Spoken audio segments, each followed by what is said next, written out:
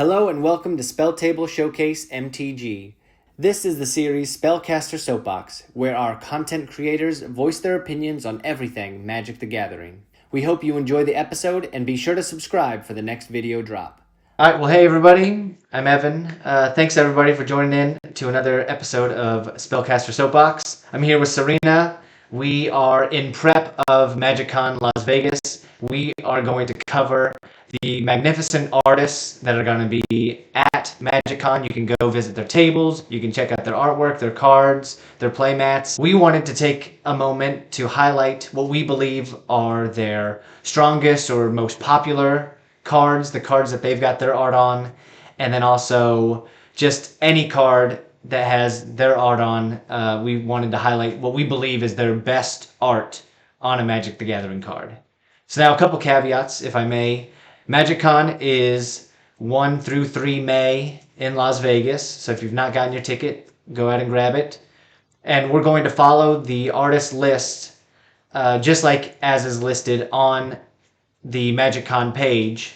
That means we're starting with the spotlighted artists, and then we are going to go through all of the artists. They're alphabetical by first name. All right, so Serena, you've got our Yes. first. You've got the first of our spotlight artists. Do you want to introduce Yes. yourself and then jump right on in? Yeah, my name is Serena. I'm a longtime Magic player. Some of my background is in art history, and part of the reason why I love Magic the Gathering to begin with is the amazing, beautiful art that is featured on these cards. Forewarning, I will say, art is subjective. These are based on opinions. So if you disagree, that's like, hey, let us know in the comments. I would love to see what everyone's thoughts are on these different artists and what their strongest card that they made and what your favorite art by them is as well, because like I said, art's for everyone. Anyone can appreciate it, and everyone has their own specific style and taste that they're drawn to.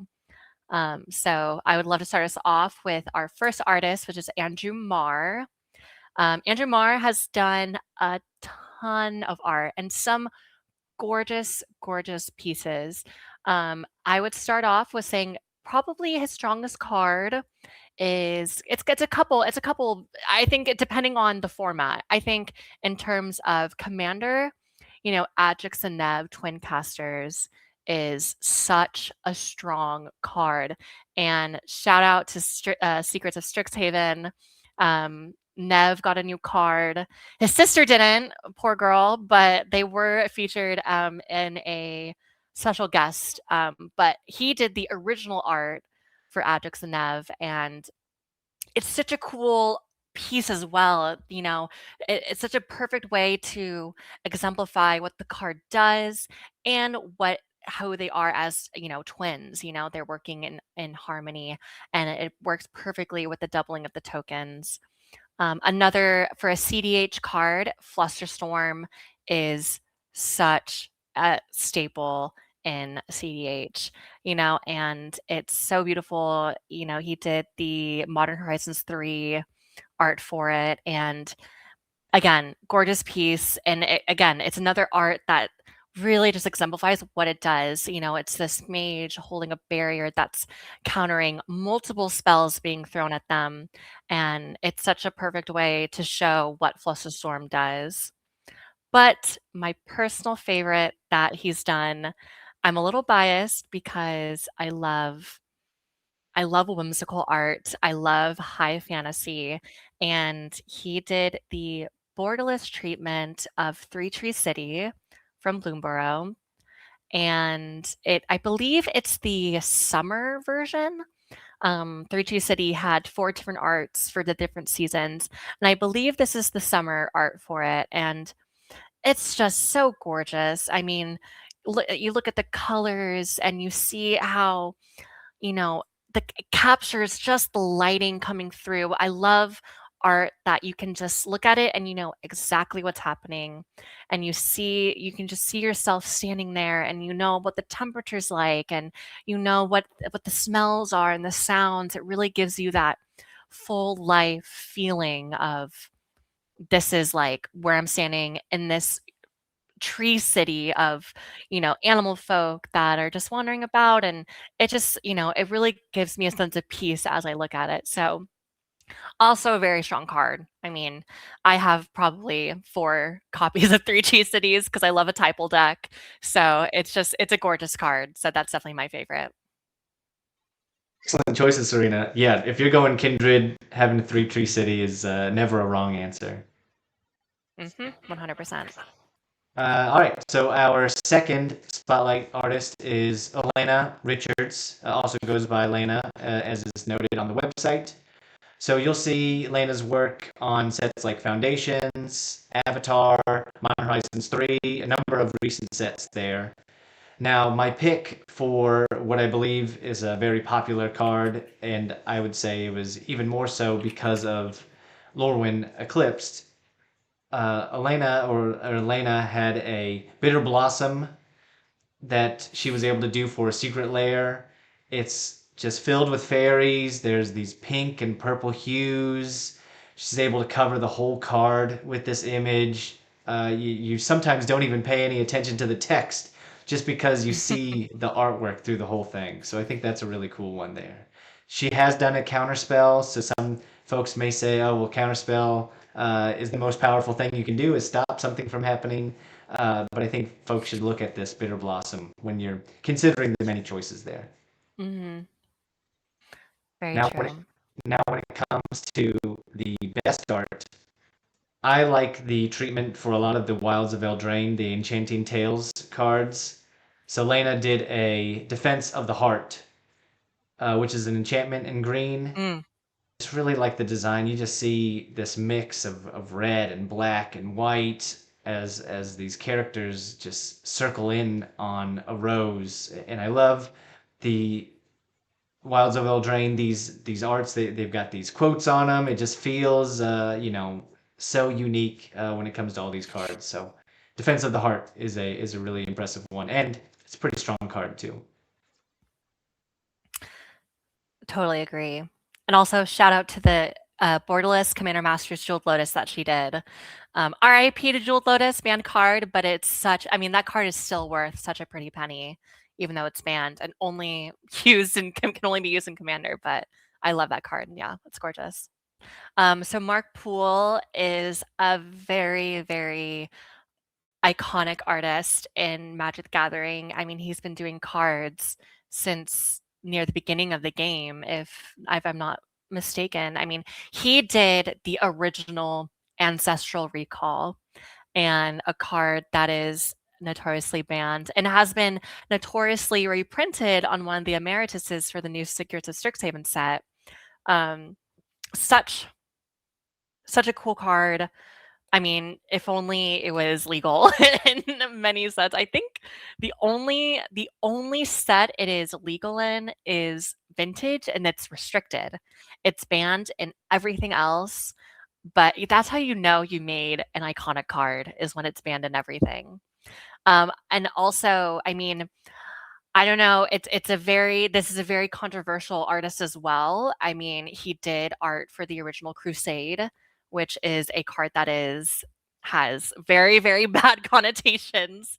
But you know, it speaks to the time, you know, when artists when before, you know, there is this standard of, hey, like we need to have, I don't want to say morality, but you know, there's a level of like, you know what, this is not okay anymore. And you know, it's something that I don't think should be forgotten, because it's good to remind ourselves that like, hey, this is not okay to do anymore.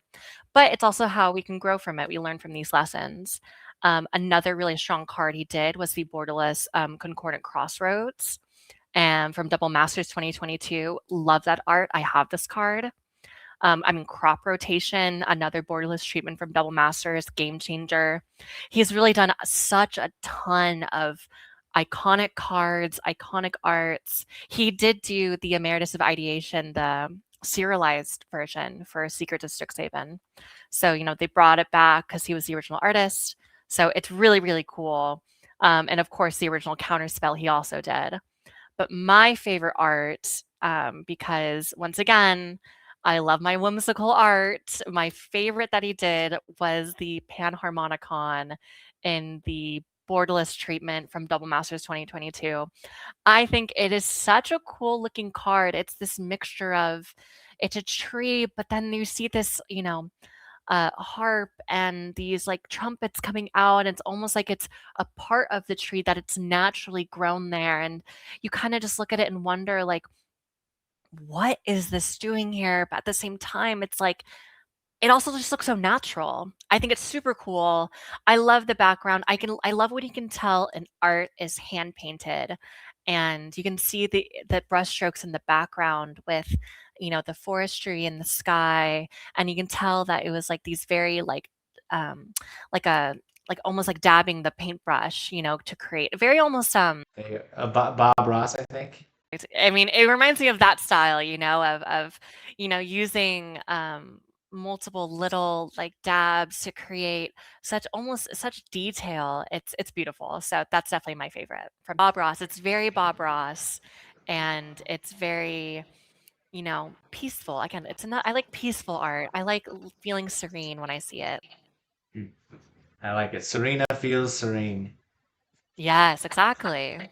And then so what I appreciate and what I think is really awesome with a lot of these artists coming to MagicCon, if you've been playing for a long time, and I would say, I've not played for too many years, but I still have a recollection and knowledge of some of these really unique arts, some that have stood the test of time, some that you see as iconic for this game. Ancestral Recall is one of them, like abandoned, all of these formats, but still what the image looks like, which is really telling. And and Panharmonicon, that image just so unique. Okay, now we are into the alphabetized list. I've got the first one here, which is Aaron Miller. So Aaron has definitely been doing this for a bit. It was something as much as I could while scrolling through cards and Gatherer and other places.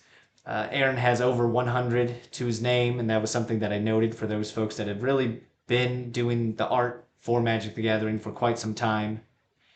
Now, one of the cards that I very much enjoy, and I think has some really awesome, really detailed art on it, is Skullport Merchant. Now, this is a dwarf citizen in black. It's all about sacrificing creatures, creating treasures, and this art just contains so many different weapons and artifacts and just so much. There's just so much within this image. You really, you get a chance when you can look at it digitally to just sort of scroll around and really review it. It's really just impressive. So I think that one's a popular one, not just because of the image, but also because of what the card can do. And then as far as best art, so Aaron has a version of Kenrith that is just all of these orange, yellow, dark hues. It's sort of an action pose as Kenrith is slicing apart the spirit. It's really impressive. It's the Kenrith that I know. I know there are a couple different versions, especially now that there's Final Fantasy as well. If I ever built a Kenrith, this was the version that I would have used. He's got the big antler helmet on. It's just really cool. I just think the sword is in such focus. This is the Kenrith that I know. Yes. I love the nod of the adding the antlers to the horn, to the helmet as a callback to the original Eldraine set where, Oko transformed him into an elk with those horns. So I think it's a cool little callback. He's owning it. He's owning it now. 100%. The next one we have up is Alayna Danner. Now, Olena has done a ton of art for land cards, and my favorite type of paintings is landscape paintings.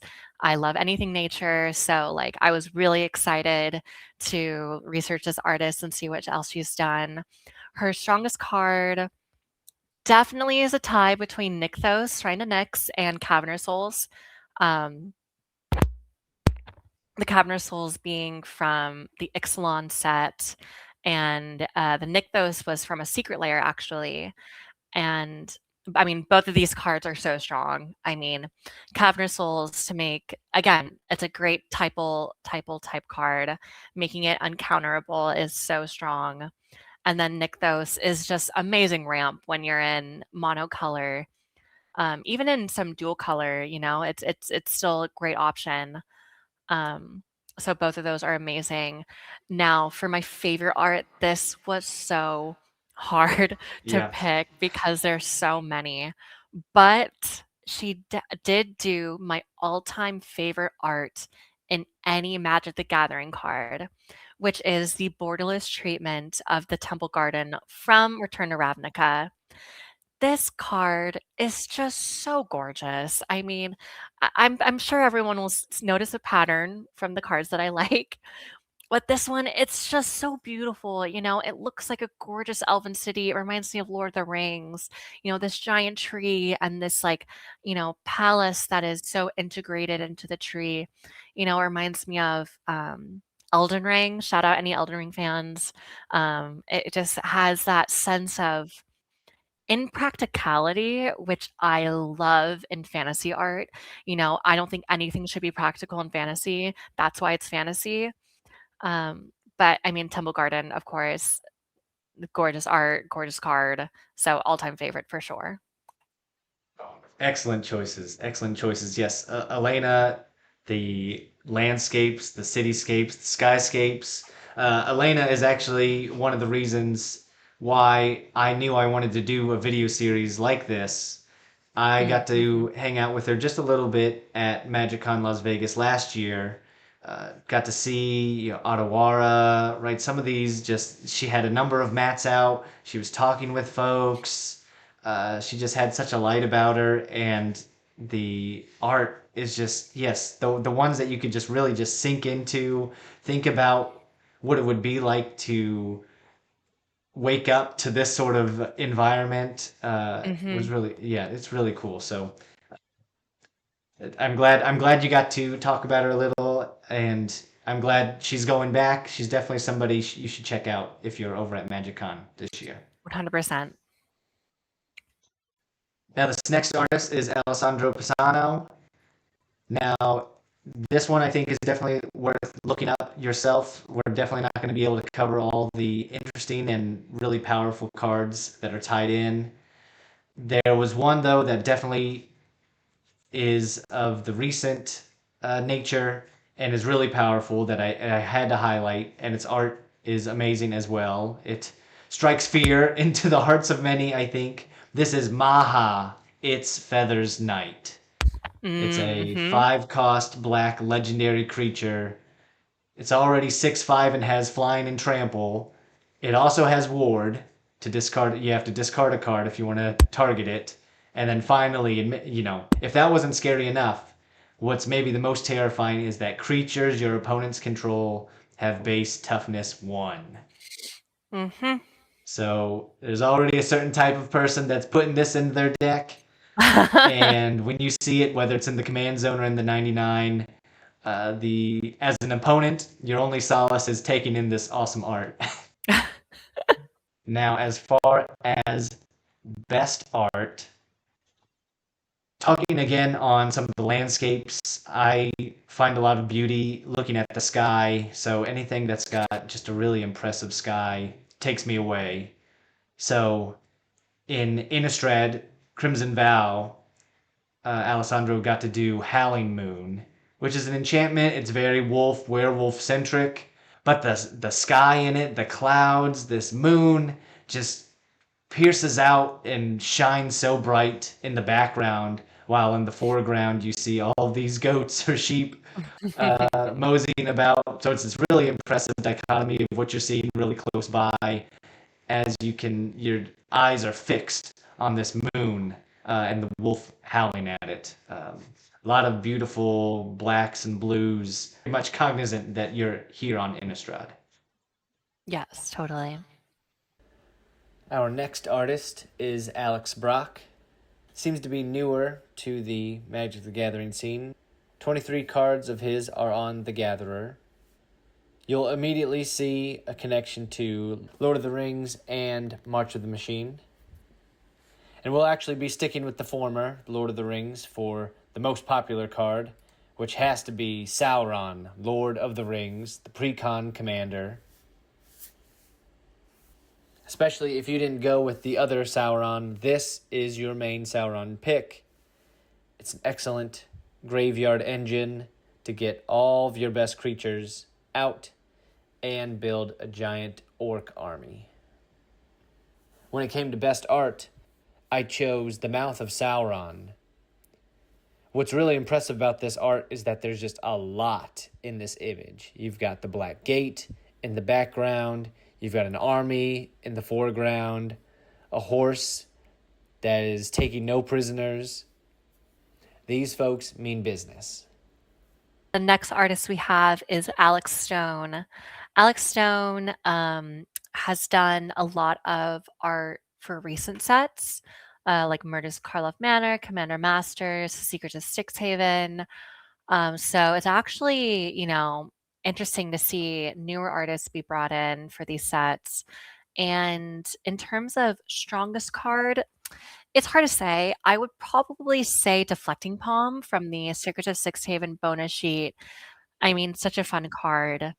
I've been dying to put it in a deck. I just don't really have a lot of Boros colored decks, but it's beautiful. I actually pulled this card in my boxes, and extremely strong. I mean, it's such like a gotcha moment in a game where someone thinks they have full lethal on you, and then you just tap 2 and go, "Just kidding." Right back at you. In terms of my favorite art, though, again, in the same Secret to Strixhaven Mystical Archive bonus sheet is Reprieve, a card that was originally in the Lord of the Rings Universes Beyond set. I mean, it's just so dreamy. I mean, it's like you see these hands, and again, it's this sense of peacefulness. This woman and how she and the coloring of her dress, this like bright orange against these pale hands and light blues and like the sunlight, and it makes me want to take a nap. I mean, hello, but it's gorgeous, and you just look at it and you just wonder, what is she dreaming about? What is she seeing? And you can almost sense like it's like the perfect temperature and wherever she is in the clouds. And I love the detailing of like the doves flying and the stars and the clouds. It's just beautiful. And it perfectly exemplifies a card named Reprieve. So I love it. It's great. Very cozy. Hmm. All right, the next artist is Alix Branwyn. So you can really find Alix Branwyn in maybe all of the 2025 sets for Magic, and as well as the 2024 sets. So there were a number of recent cards to look at when it came to the strongest or most powerful. The one that I stuck with was the Eternal Wanderer.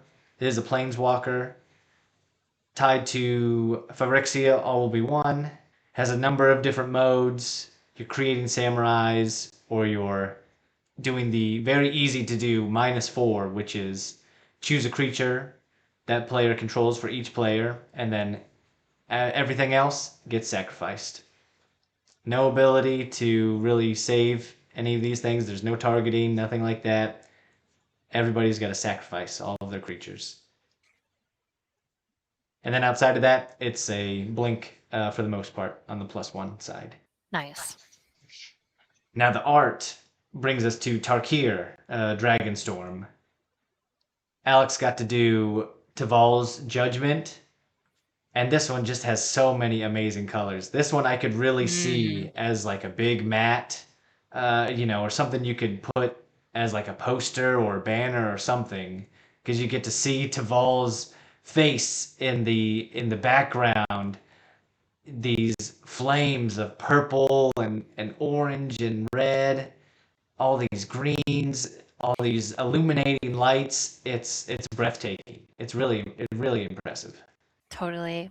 I love that art. I think it perfectly exemplifies like the Sultai clan of Tarkir and kind of what they're all about, the balance and the scales of, life and death and how that achieves their harmony. Yeah, it's great. I love that art. All right, and that brings us to our next artist, which is Ben Hill. Ben Hill, I think his art really shines when it comes to like the schematic type arts. He did a couple of the retro artifacts from the Brother Wars set, with Caged Sun and Chromatic Lantern, and then it evolves into from the Avatar: Last Airbender set, and he did, the field note art for a couple of the cards, which brings me to his most powerful card, in my opinion, which is the Walls of Bossing Say. I mean, when this card was spoiled, I think everyone lost their mind. A 0/30 like defender that gives all your permanents indestructible, other permanents indestructible. And being an artifact, there's so many ways to make all your artifacts indestructible to begin with. And we have a friend, Matt, who has a way of locking his entire board, making everything indestructible or hexproof. And this is why I curse all artifact deck users, because how dare they? But I love how he just like does the schematics and how it blends with like the actual subject in the center, and then all around it you see the various like the angles and like the whole design of the inside and how like it's supposed to work. It looks real, it looks like a real like schematic that you would find in this world, and I think it's great. Um, and in terms of my favorite art that he did, I mean, again, I love my fairies. I love Likeness Looter. Likeness Looter is that fairy shapeshifter. It's so cool, and I think it's such a difference in style from, the field notes that he did for these different cards. And I think he definitely has like two distinct styles. You have that schematic type style, and then you also have, that fantasy, like almost like old school fantasy too, where it's like the dark colors and, it's not everything is super sparkly and bright. It's has a grittiness to it. And you look at this art and you see this fairy and it's like, this shows like it really exemplifies Eldraine fairies. They're scheming, they have some sort of agenda, they're sneaky, they're tricky, which I think is a lot of fairies. I mean, look at Lorwyn. Lorwyn's the same. I would love a set where they have fairies where they're the good guys. I would like that. I would like that just once. But yeah, Likeness Looter is definitely my favorite for him. Yeah, those are excellent choices, Serena. Yeah, wow, the walls, that 30 toughness, suddenly it makes sense to look in Gatherer for that like 10 plus toughness to Yep, scroll all the way to the end. Oh my gosh, people have done some 100%. crazy things with that one. Yeah, and I think it's also funny. This is like a little side comment. Why they made the Wall of Bossing say a creature, I will never know. As someone who has, watched the Avatar series 1,000 times, I think it's just so funny. But it's hilarious. It's the walls, Serena. You're able It's to breathing. have a whole wall kindred. Oh gosh, not my style, but I think it's cool. Yeah. Okay, so I'm covering Brigitte Roka. So this seems to be one of our newer artists on the track and one of our newest entries into the MagicCon artist group. So there are a couple full art avatar cards that you can find with Bridget on there. The strongest or most powerful one that I believe is to be looked at is the Boomy Unleashed card. Mm-hmm. It's definitely a very unique style for Bridget on the couple avatar cards that I'm going to talk on. But Boomy's really impressive. Rocks levitating. You really, if you've never seen Avatar before, you can really understand who Boomy is and what he's like. And then that ability on Boomy is an excellent commander in the Gruul colors to really just do, combat as much as you want and use your lands as creatures to conduct all that punching. Now, when it comes to the best art, I was really impressed with Faded Firepower. It's a triple red X spell, an enchantment with flash, and it covers, again, with the Avatar theme. You've got Aang and Zuko back to back, learning, firebending together. You've got this mix of colors as the flames swirl around them. And you even get some of that treatment down at the bottom with all of the words as well. Just really impressive mix of a lot of different colors. So I'm definitely on theme there. I love seeing these different pops. I'd like to be able to see all of the images within and pour over just the entire card to see all the uniqueness all throughout. 100%. And I feel like that art, it is such a it's such an important moment from the show, and I think she captured that moment perfectly of both of Zuko and Aang's realization of, what firebending truly means. And I think like the facial expressions of how she conveyed that emotion, I think she nailed it. It's beautiful. Next up is Bruce Bernice. Just a little over 30 Magic the Gathering cards for Bruce. A lot of them are really incredible. A lot of them are lands, and really good lands at that. If you can afford it, I think the most popular card is going to be Ancient Tomb. Sure, you're taking 2 damage every time you tap it, but that extra colorless mana over time is going to do so much work for you. And with this art, you can't go wrong. From Edge of Eternities. In addition to work on Edge of Eternities, Modern Horizons 3, and Assassin's Creed, Bruce was also able to do the full art rendition for the Unfinity Shocklands, with his entry being Breeding Pool. And it's a great mix of forestry, water, alien life. It's a little unsettling seeing these eyes poke out of the water. Very Star Wars A New Hope with the trash compactor. It's very cool. The foliage looks so real, so well painted. It's very nice. So our next artist is Carly Mazur. I'm so sorry if I mispronounced that. She did 3 of the mosaic pieces from Dominaria United, but I think her most strongest card is a Chroma's Memorial, still in that Dominarian mosaic art style, but it was the special guest, I believe, for Foundations. I mean, it's such a game ender. Yep. You once you see this hit the field, and if it's not dealt with, it's GG. It is such a strong card.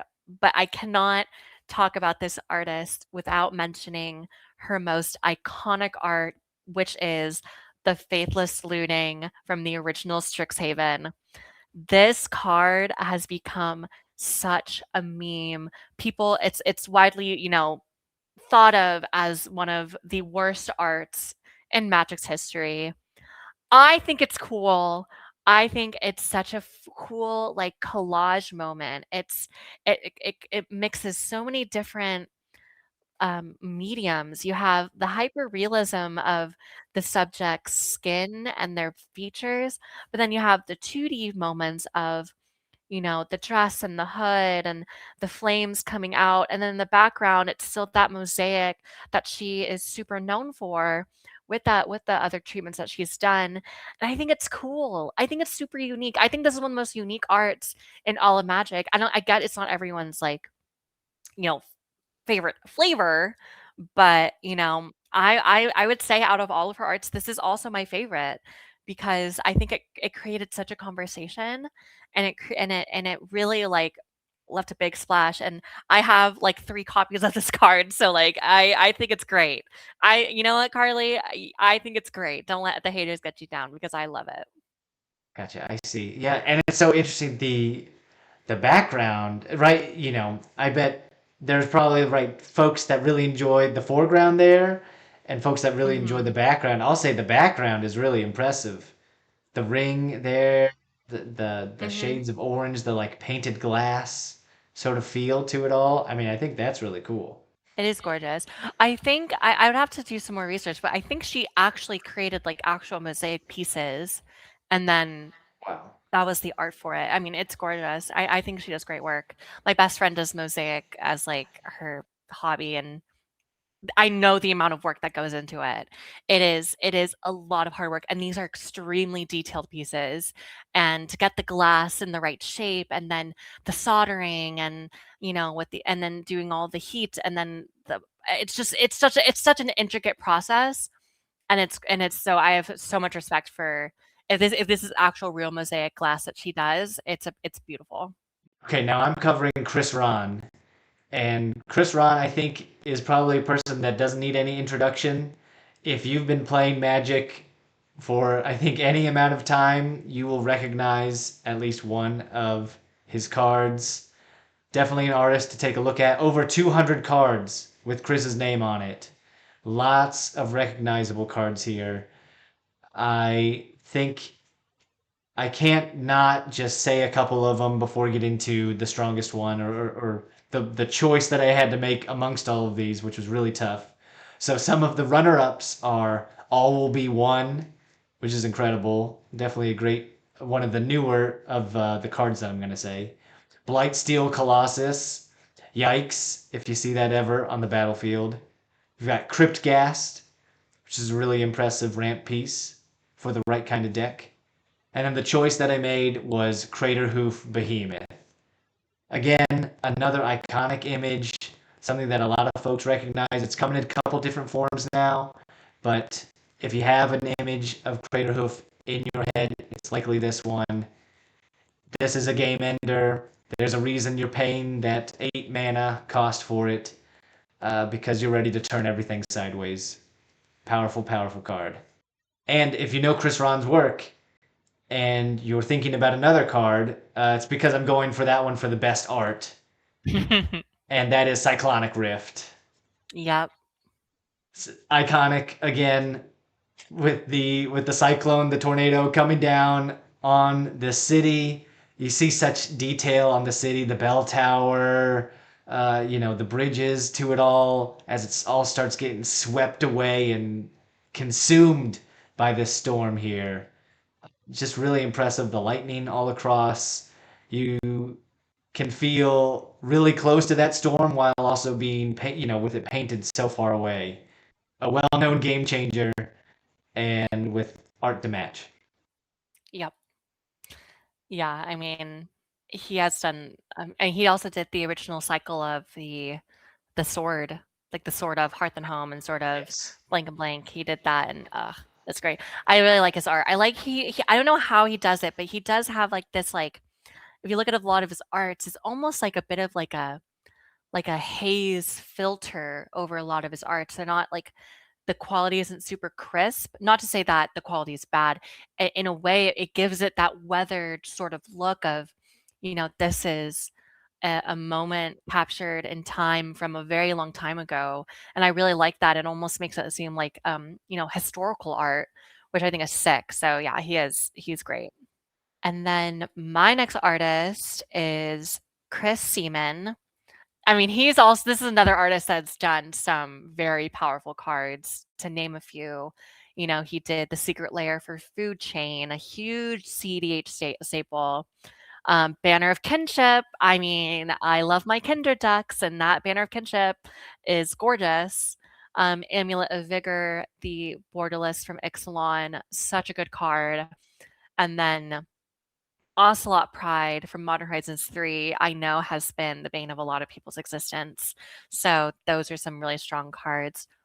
My personal favorite, I couldn't pick one, so I have two. The first one is the special guest of Morbid Opportunist. I believe this was for Thunder Junction.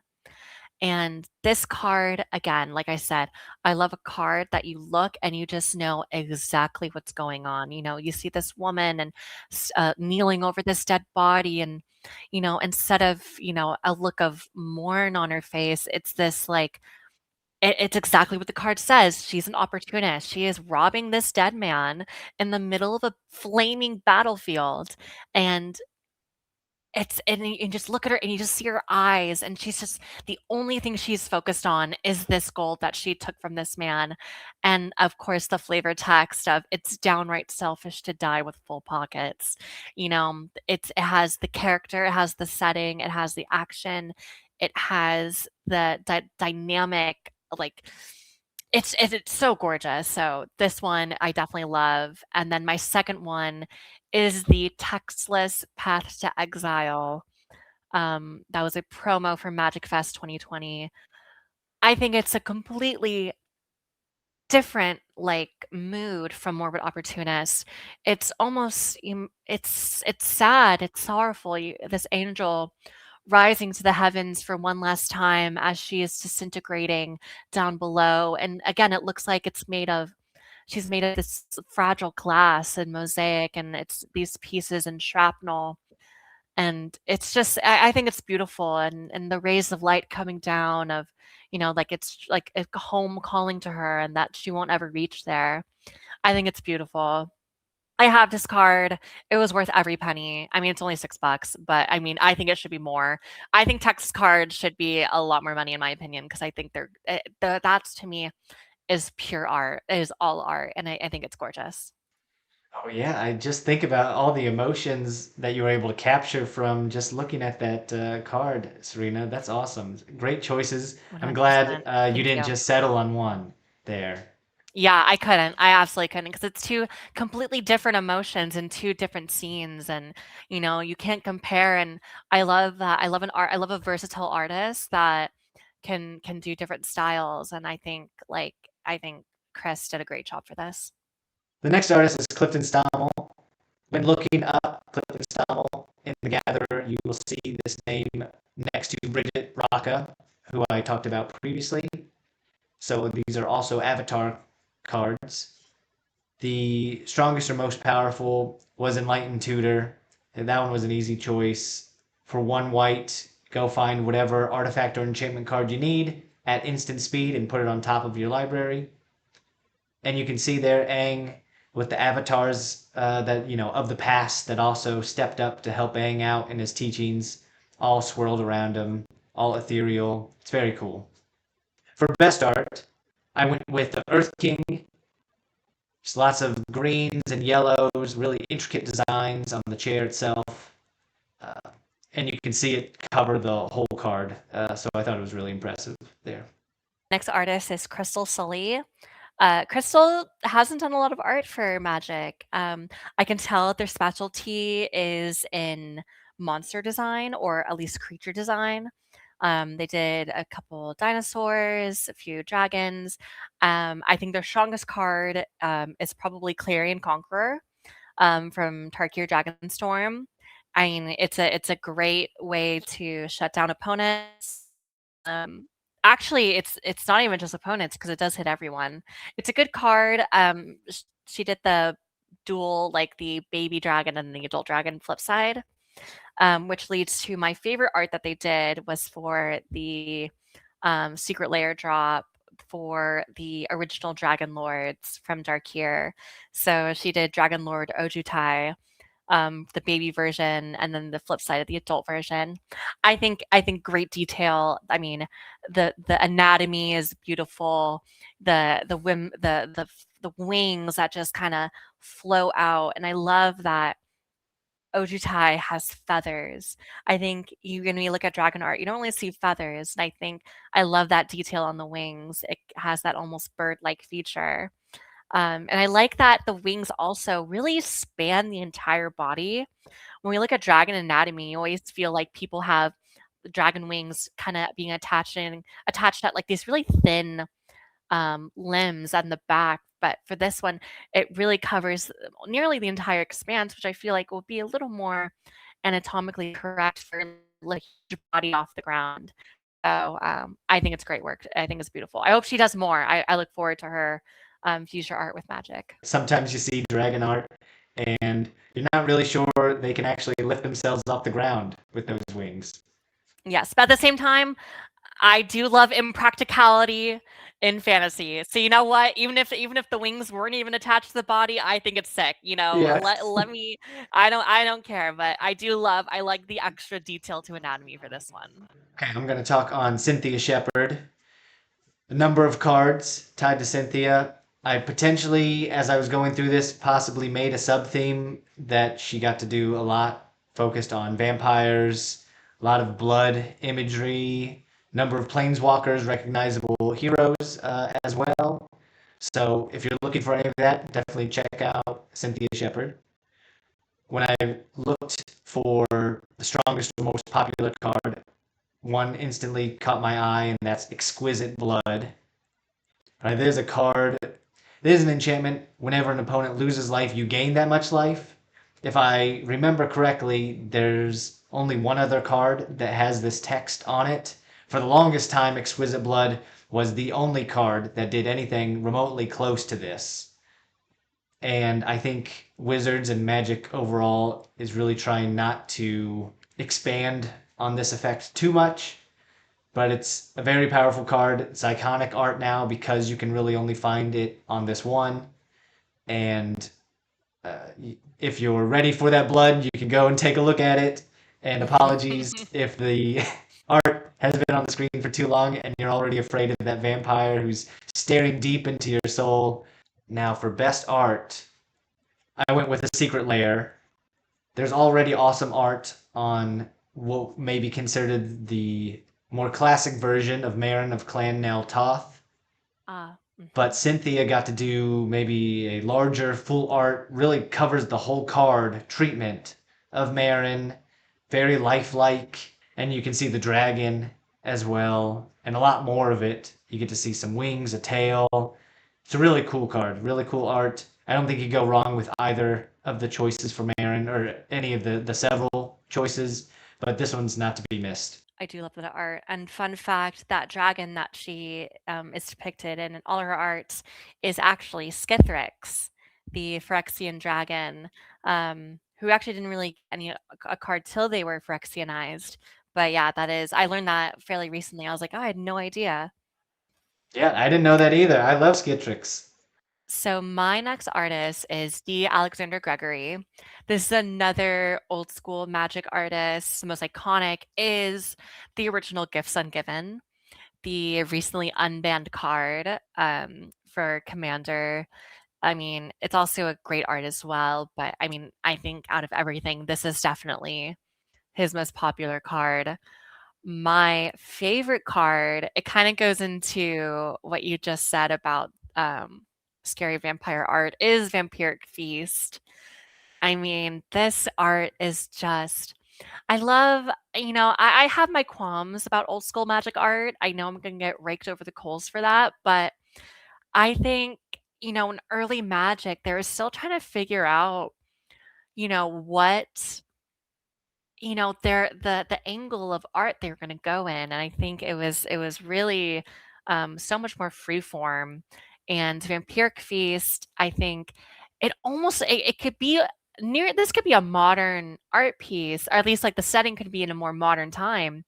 The clothing that this woman's wearing and the bed, it almost just looks like a woman of the 21st century, and then in the background you see this horrifying, shadowy figure looming over her as she's sleeping and dreaming, and the juxtaposition of an all-white bed and an all-white dress, and then this pure, shadowy, dark figure. The contrast is just like it's so distinct.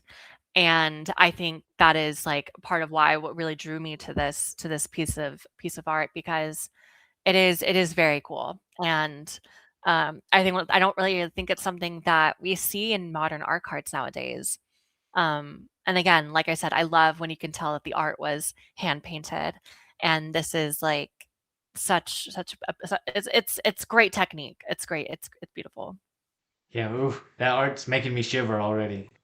Okay, I'm covering Dan Frazier. Over 150 cards for Dan. A lot of them are from the older Magic days, but there are a couple a couple that, as we've talked about with a number of other artists, able to take one of the concepts, some of the art that really helped bring up Magic and continue it into the modern era. So with that, the most popular card that I wanted to focus on is the Mox Jasper. And Dan specifically got to work on the serialized version, that orange egg on the pedestal filled with dragon scales and teeth, embers all around. It's really interesting to see, and if you ever get to see one up close, I'm sure it's breathtaking. As far as best art, and I can be challenged on it, this is totally fine. I was really interested with the art on Arrest. Definitely an old card. It's two merfolk bringing in what looks to be a human. You've got these two merfolk with the tridents, early merfolk depictions, and then in the background you suddenly have this oceanscape, obviously letting you know that you're underwater in some sort of city, some sort of civilization underwater. You've got a shark. It's very well detailed. That's maybe what blew me away with this was the shark in the background. There was so much going on here that I just had to point it out. So if you've not seen Arrest before, take a look at it. You might never see it in any decks this point forward, but you can at least appreciate the art and see where we've been and where we're going and where we are now. Yep. Yeah, it's actually cool art, and you know, I love any depiction of old school Magic characters. So, the people that they're resting is Orem, who is such an iconic figure in Magic Gathering lore. So yeah, it's great. Oh, that's Uh, helpful. I didn't recognize Orm without the hat. That yeah, one yeah, without I the didn't headwear. recognize it either until I read the flavor text on the card, but it's Yep. great. Um, my next artist is Danny Schwartz, and the art style is so distinct. You know, it's like filled with these very distinct line work. It almost like you almost wouldn't be able to tell, and it almost kind of has like a waxy type of style. Like I'm not sure what medium he uses or type of paint, or even if it's more like a um I don't want to say like crayons, but it is kind of like a crayon or chalk art where it has like the grittiness of the coloring and but it still blends together so smoothly. So it's super cool. I think probably the strongest card he did would either be Bloom Tender, a very, very, very strong mana dork. He did the recent art for it in Lore When Eclipsed for special set treatment. It's really beautiful. And then yeah, another one I would say is strongest is Gravecrawler. Gravecrawler, iconic combo piece in any graveyard type deck or zombie deck. I mean, super, super for 1 mana. It's beautiful. Um, but my favorite art is actually Sunderflock from Lore When Eclipsed. I love this card. I think it's so cute. I think the depiction of this bird elemental is so with its chicks, and you know, you're looking at it and it's like its nest is on top of a tornado, which like only in Lorwyn, right? Only in Lorwyn would this be a thing. A bird can have a nest in a tornado. And I think it's so cool. I love how, and also the depiction of height. When you can see the smaller birds in the bottom, you can just see just how high up this elemental bird is right there. And so I think it's great. And I love that it's such a beautiful blue. And I feel like this shade of blue, I don't really see a whole lot of in art, and it's a mixture of these like like these greens and browns to make it so that you can see that there's land beneath, but it still blends in beautifully with the water below. And so I think this is great perspective work. So I'm a big fan of this art. I have this card because I love it. Yeah, what a scene there. That is really a wild depiction. Okay, the next artist is Douglas Schuler. Over 130 cards from Magic tied to Douglas. A lot of them on the older side. You'll definitely see a lot of that old artwork treatment to it. The strongest card that there were maybe a couple different choices here, but the one that really stood out to me, just because though I don't play CDH, this one is one that I figured when used right is really scary to see, and that's the Candelabra of Thanos. You know it's a scary CDH piece when I can understand an easy 2 card combo with it. So it only costs 1, and then it has an X ability to untap. You pay X and you untap X separate lands. So already, as long as you've got a couple lands that tap for 2, you know, or you know, you're smart about what sort of lands you're using. you're getting infinite mana, potentially infinite colored mana, depending on what all you have out there. It just seemed really easy to do. So, very frightening card out there, banned in a lot of formats. And then for best art, the hits continue. If you think in your mind on the strongest tutor out there, and if you think on what is maybe the oldest art that you can think that is synonymous with the game of Magic the Gathering, it is Demonic Tutor. Yes. And you might already know the art I'm talking about. The helmet, the book, the long fingernails, the volcano in the background. This is Douglas Schuler. He's going to be at MagicCon. So if you have a Demonic Tutor, you want to show it off in whatever state it's in, I'm sure Douglas would love to see that. A lot of interesting old cards, and I thought it was really interesting to see that the artist of Demonic Tutor, of this version of Demonic Tutor, is going to be at MagicCon. So that was another reason, as I was going through these artists, that we need to talk about this. We need to make sure that folks know that not only Douglas, but so many of these other artists are going to be in Vegas, in Las Vegas, with folks. You gotta meet out. You gotta meet them. You gotta say hi to them and thank them for, the cards and the abilities are one thing, but what really makes them all stand out is that artwork. All right, so the next artist is Drew Tucker, another artist whose style is just such like a stamp. It's beautiful. I mean, as much as I love a versatile artist, I love an artist that no matter the prompt, they're going to do it their way. And I think Drew is one of those people. I want to say that it's watercolor, which I love watercolor paint. And if it's not, then he does such a great job at exemplifying that style of the blotchiness and the fluidity of the colors and the flow. It's just so beautiful. And I think obviously most iconic card is Dan Dan. He did the original Dan Dan. We look at the Secret Lair that was like sold out in seconds. Another iconic one, and probably his strongest card, is the Caverner Souls, the borderless Double Masters version. But my favorite definitely is a tie between Decimate, the borderless version from Dominaria Remastered. Such cool art. It's just so dynamic with these fierce colors and these reds and yellows, and you can see this beam that's puncturing this dragon. And again, it's such a great way to depict what Decimate does. It's destroying artifact, creature, enchantment, land, and it almost looks like it's doing all of that in one beam of the sphere, the land behind it, and then the dragon that's getting pierced.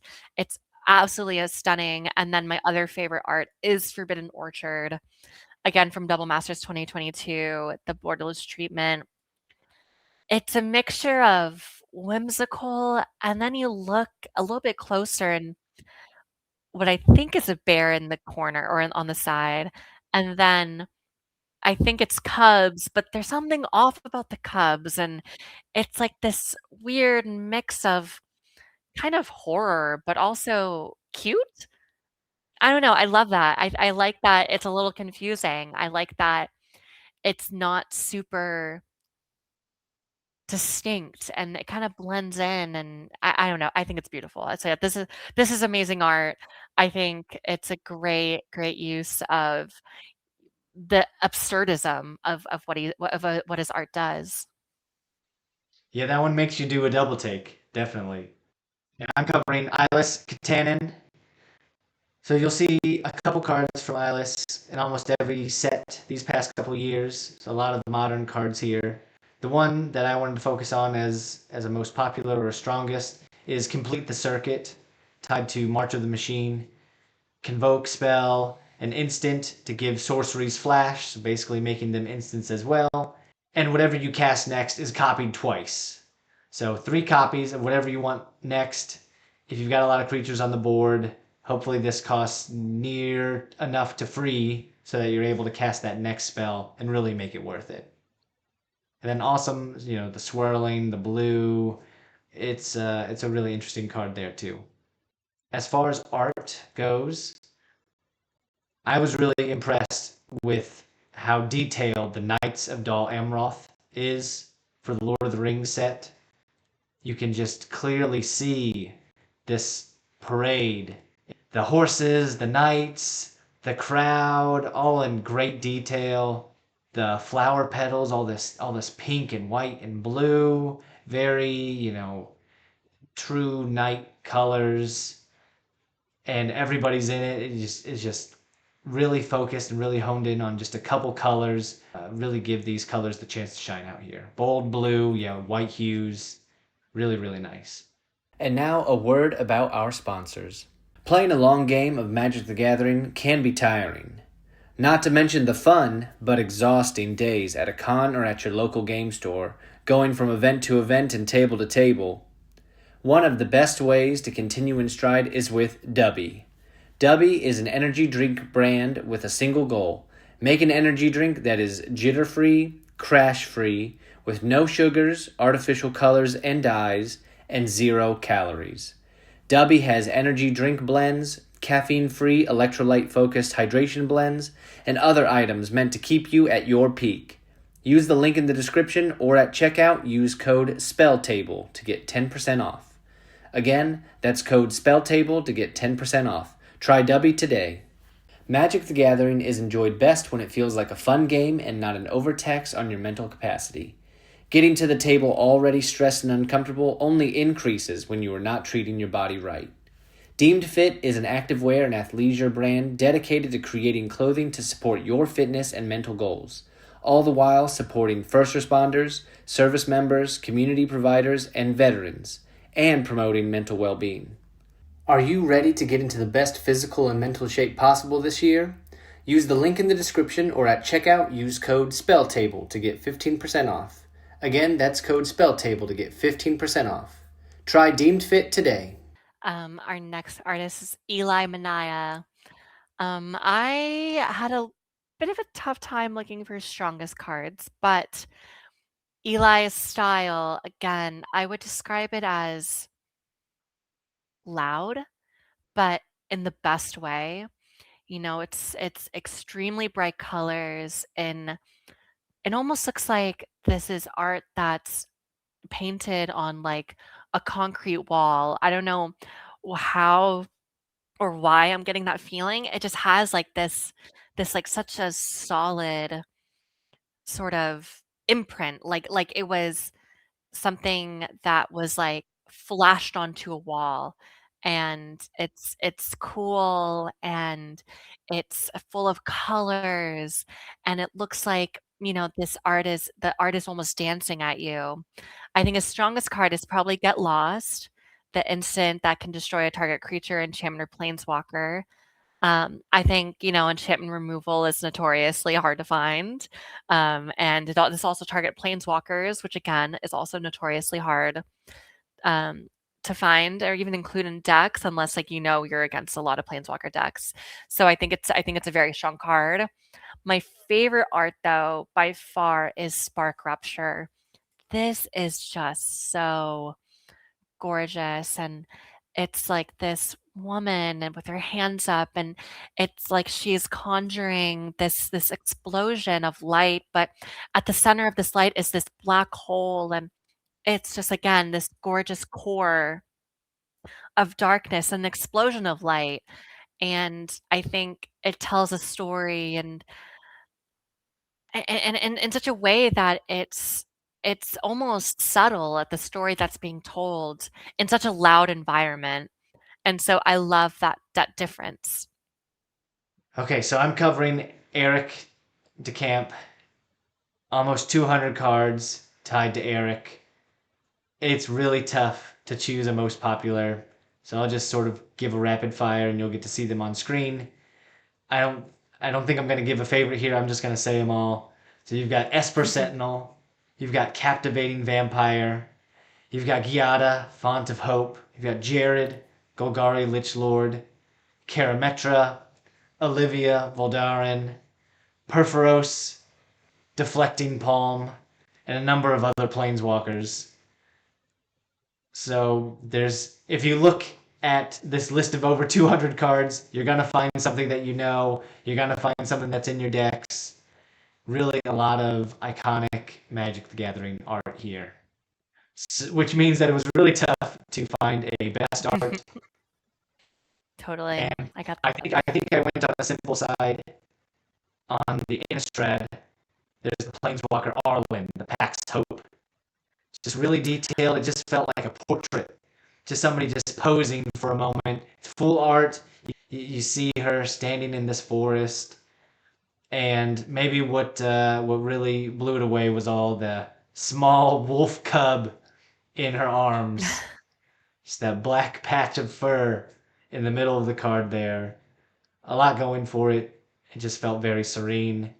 It was really interesting to see. It was sort of reminiscent of MH3 has those profile cards, and this felt like maybe a precursor to it, where it was really just, hey, think about if your planeswalker, your creature, just sort of stood still for a moment and got painted, or got their picture taken. What would it look like? And that's what I really saw with Arlen.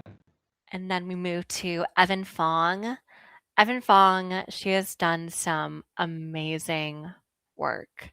So it was very hard to pick both a favorite and strongest card, but I think her strongest card is definitely Tamiyo Inquisitive Student, the borderless treatment from Modern Horizons 3. This is also my favorite art, along with Tamiyo's Safekeeping from this secret layer, the Furby's secret layer, and the Beloved Princess with the Miku secret layer. But to talk about Tamiyo Inquisitive Student first, Tamiyo is just one of my favorite planeswalkers. I hope we see her in Reality Fracture because I think she is such a cool character, and it's just so there's just such a lightness to her work. It seems as if everything is suspended and like with low gravity and in this like cotton candy colorful world. I think all three of these arts both kind of fall into that. Tamiya's Safekeeping. I mean, I love pink. I love anything colorful. So just like this art of Tamiyo sitting in this cherry blossom tree as she feeds Furbies. I mean, why the heck not? It's gorgeous. And then Miku's Beloved Princess. I've seen a lot of the Miku arts. I mean, they did like freaking 20 secret layers for Miku. But this one, to me, it's such a beautiful depiction of her. And it's like, again, if cotton candy was a scene, it would be this art. And the dress is just so, it's to die for. And I think any little girl or any little boy seeing this, and I think it would just be inspiring. And why not? Who wouldn't want to be this princess? It's beautiful. I love it. Huge fan of Evyn Fong. She does great work. Yeah, those are some great choices. I'm gonna have to look more into Evan. So I'm covering Hugh Pinder, or as you may see on a number of the cards tied to Hugh, Pindersky. A lot of modern Magic, a lot of cards all over the place, impressive scene work.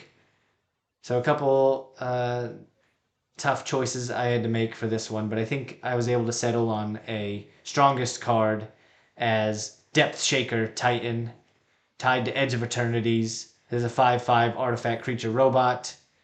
Yeah, that gives artifact creatures you control melee, trample, and haste after creating a number of artifact creatures from your non-creature artifacts.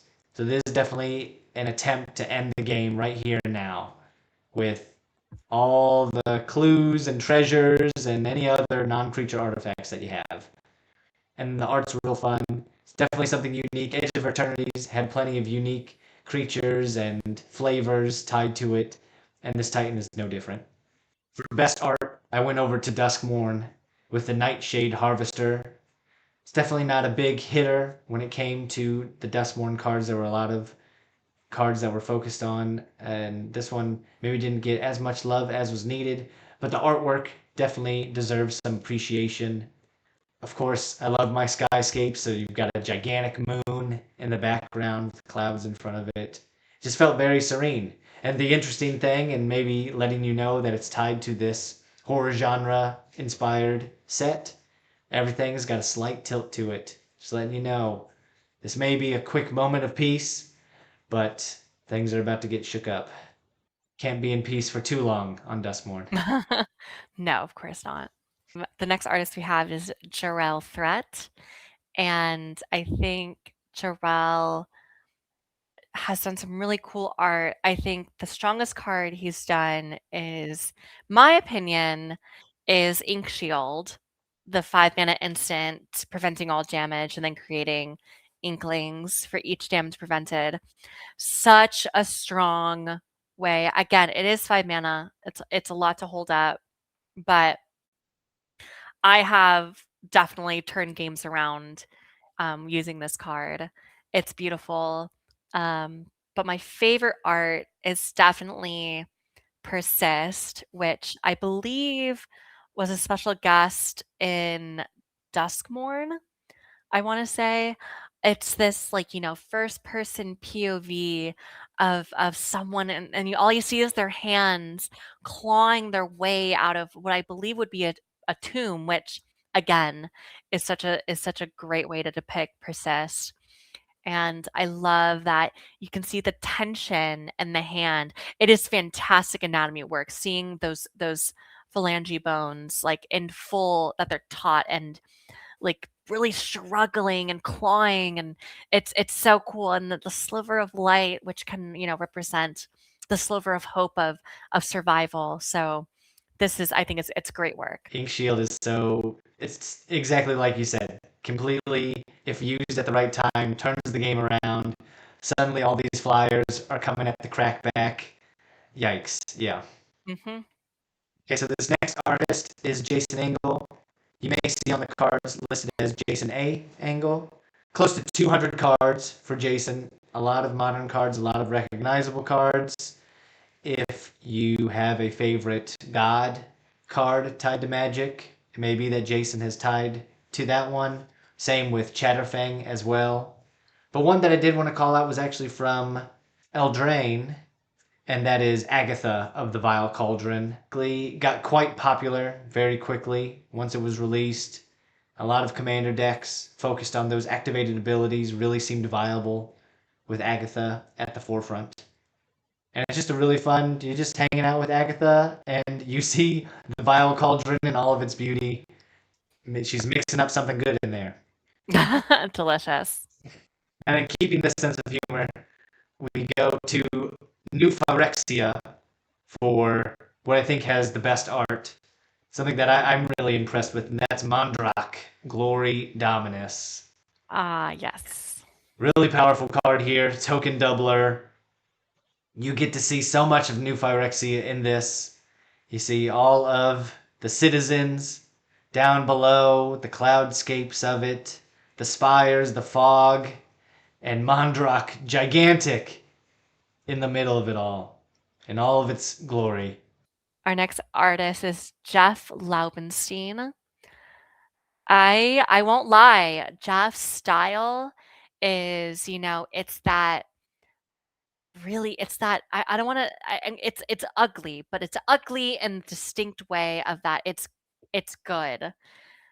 Is it my personal style? Absolutely not. But again, I know that there's such a large fan base of players that love this style of, because I think his style really represents what old Magic art was. It's that kooky, quirky style of like, it's not going to be pretty. And while it's definitely not my thing, I definitely think it's very distinct, and I know it captures the heart of many players. I mean, he did the original Caltrops, which when the upcoming Marvel set was first teased and they showed the whole card, this card shot up in price by so much, and it's not a good card, but it's part of a combo piece that people love. But I think his strongest card is most definitely Reoccurring Nightmare. the enchantment where you sack a creature, return it to your hand, and you can put a card from your graveyard back into play. This is such a good card. It has the protection of being able to bounce back to your hand. You do have to recast it, but it gives you the guarantee of if someone wants to target it in response, I'm going to sack it, bring it to my hand, and put a creature out in the field. So it's a super strong card. My favorite card, this might be really random, but I love the Kyttanen token that he did for the newest Lorwyn set. I just think Kyttkens are so cute, and I love that it depicts this little Kytken villager riding on a a boar that and he has a fish and he has his bags, and I think it shows the life of this Kytken and how, it's peaceful and simple, yet it has such a distinct sort of style of um, whimsy and silliness. I think that's a really big part of his style is that in every art there's this element of fun and silly, and that that the art isn't the lines aren't perfect, the anatomy isn't super accurate always, but at the same time, who cares? And that's what the beauty of art is. It is objective and it is flexible. So um, I'm a big fan of this Kytken token. The art has to be stupendous if Serena's going to point out a token out of everything. Recurring Nightmare, 100%. that's definitely a good choice as well. But yeah, definitely check out this Kytken token for some really, really interesting art there. Now, the second Jeff on this list is Jeff Miracola. Over 150 cards tied to this Magic staple. Number of them on the older side. You may be familiar with the Horn of Greed, but also Jeff got to do a lot of work on the Lorwyn set, which is actually where I'll be taking us for these next two cards. So the strong card that I wanted to point out is Harmonized Crescendo. Convoke Spell, Kindred, Focus. If you're doing any sort of Kindred focus in blue, I think it's an easy include. You do have to consider the mana cost, which is 6. You're drawing for each permanent that you have of that type. So if you're going wide, this seems like an easy include. It's at instant speed. You could get it right in before a wipe if needed, refill your hand, and get your team back out there. Then for best art, I went with the elemental incarnation known as Emptiness. There's a full art treatment that Jeff got to do. It's completely terrifying. There's a hole where there should be a face in this incarnation, and there's a hand reaching out to get you. It's really impressive. There are a number of those elementals of a similar nature before Lorwyn that got to take up the full card. They had just really bold artwork, really bright colors to it all, and Emptiness here is no different here. If anything, you get more detail just with the treatment of it all. Our next artist is Joe Sletcher. I won't lie, I had a little bit struggle trying to find what their strongest card was. I settled on Embercleave because I know Embercleave was a menace when it first came out. It's a good one. Super strong. And for my favorite art is Fresh Start from Tarkir Dragonstorm, which is just this uncommon aura, but I don't know. I love the flavor text of it. I know leaving your old life was no easy choice. Welcome, novice Sardul, who Elsha said that. And I think the flavor text goes perfectly with the art being depicted of this person being stripped of their old armor. And I want to say that they were part of the Teamer clan, but at this point, it doesn't matter anymore because they're wiped clean. And again, it beautifully exemplifies the name of Fresh Start. And I'm huge on facial expression. And this man, his face, it's just pure relief and as if a heavy weight have just been lifted off his shoulders. And so I think it's beautiful. And you can tell again, he's on top of this high mountain. You can see the clouds way below in the night sky up above. So I think it's a beautiful art. I think it's great. Yeah, that's a great pick, Serena. Yeah, it's good to note, not all the best art is always going to be on those mythics and those rares, right? Yeah. Everything is going to get its chance.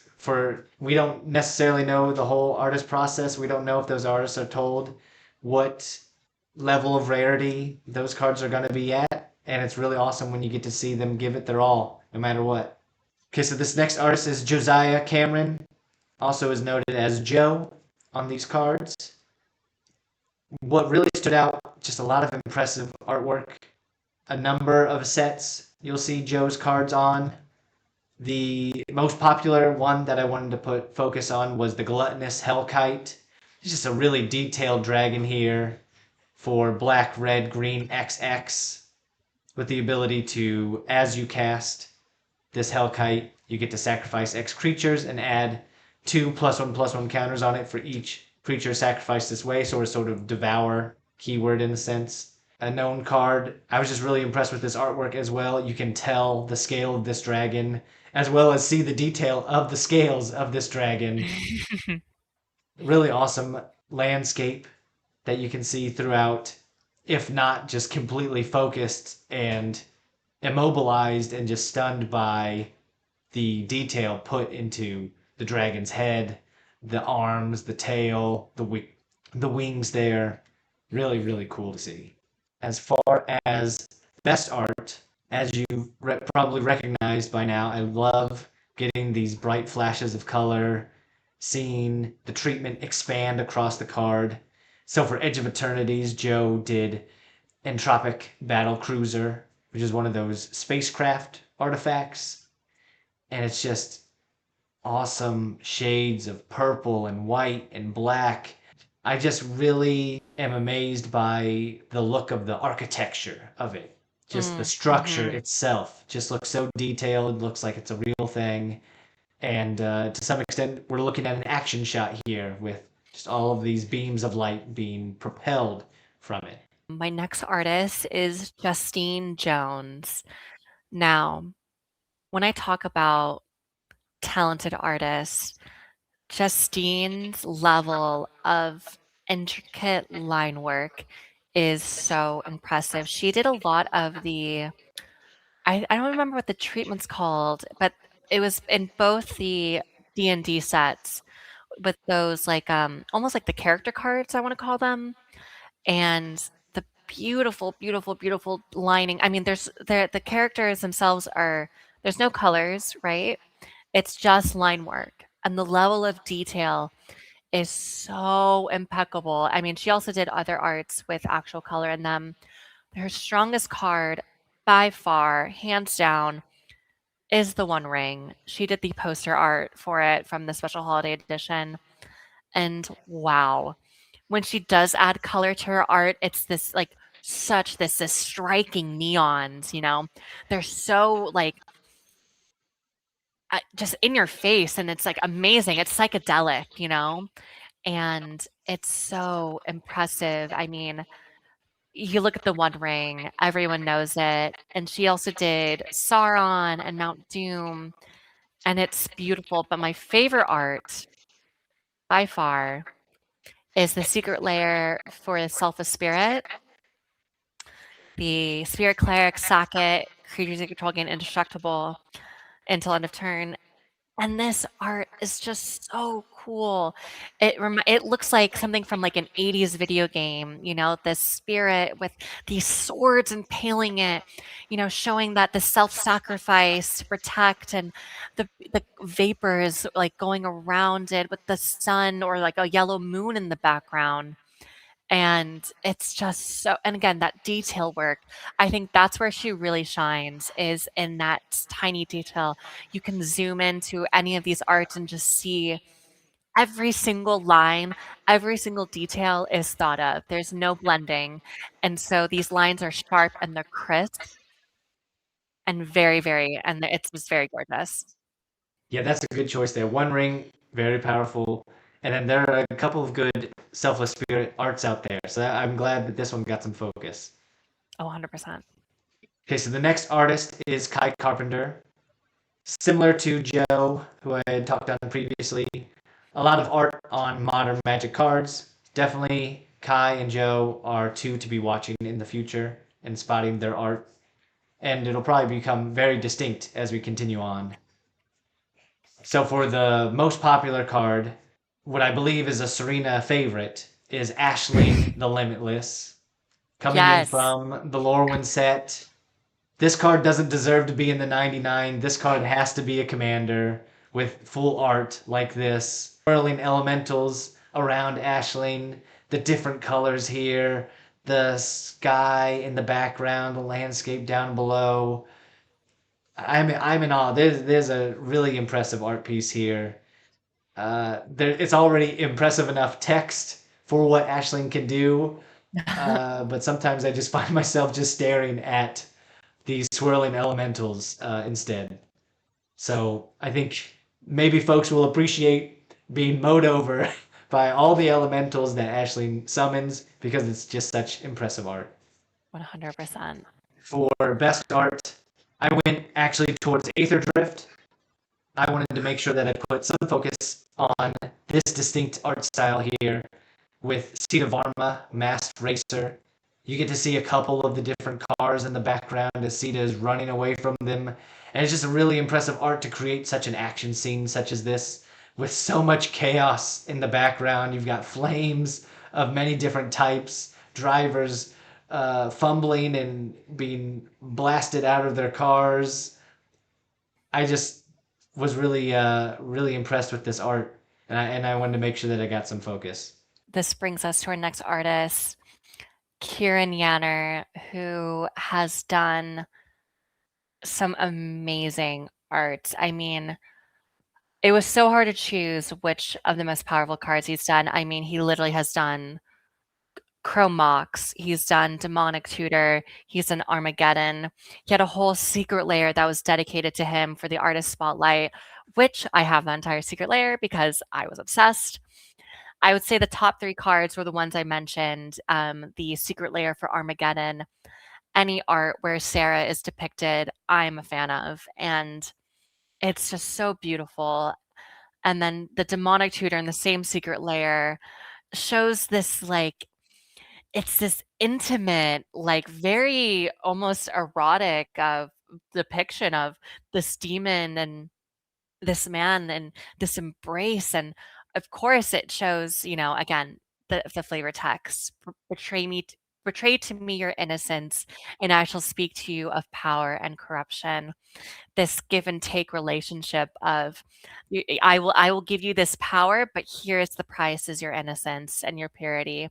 Beautiful, beautiful. And of course, the Avishkar Chrome Mox, it's so beautiful. I mean, talk about iconic artifacts. I mean, Chrome Mox is just so powerful. But my favorite, because I'm a huge Lord of the Rings nerd, is his depiction of Galadriel Lothlorien in the mural artwork that he did. He actually did a couple of the murals for Lord of the Rings. And I mean, when you think of Galadriel for Lord of the Rings, you think ethereal, you think elegant, you think, majestic. And I think this depiction of her is just perfect. I mean, she with her dress and the flowiness and the holding out and reaching out to, I believe, I want to say it might be Gandalf. I need to see the full art again, but it's just so beautiful. And with the water and the choice of colors he used, it's just the way you can depict lighting and painting. I think that's true magic, because you look at this and she's literally glowing with no real light in this artwork, but it's the way that the technique he used of hazing out or making the edges around her blend into the background to give it that glow look. It's top notch. It's chef's kiss. I love it so much. Yeah, a lot of great choices there. I'm glad you pointed out a number of amazing art pieces there because they're also powerful cards too. Okay, so the next artist is Lindsey Look.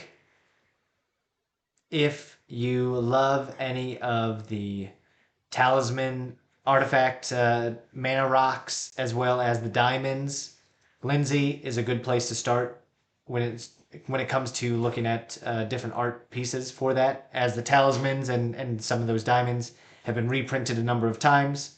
Lindsey's got a good feature for all of those. Lindsey's version is one that definitely stands out to me for all of those. Now, when it came to a strong card, I stopped at Exploration. Exploration allows you to play that additional land on each of your turns. It's only 1 green mana. It's an opening hand dream state, 100%. It's going to be tough to mulligan any hand that's got Exploration at the start. For best art, I had to call out the Champion's Helm. It's tied to the Masterpiece series, specifically of the Kaladesh inventions.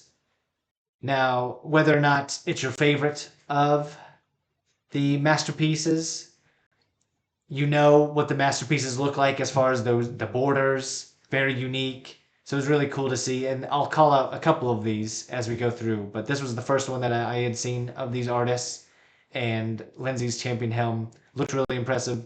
I love staring at the background here with the different figures there. The anatomy looked really great. The colors there, the sort of grayscape to it all is really impressive. Just a lot of shiny, the royal sort of sash in the background, the shininess of the gems within the helm.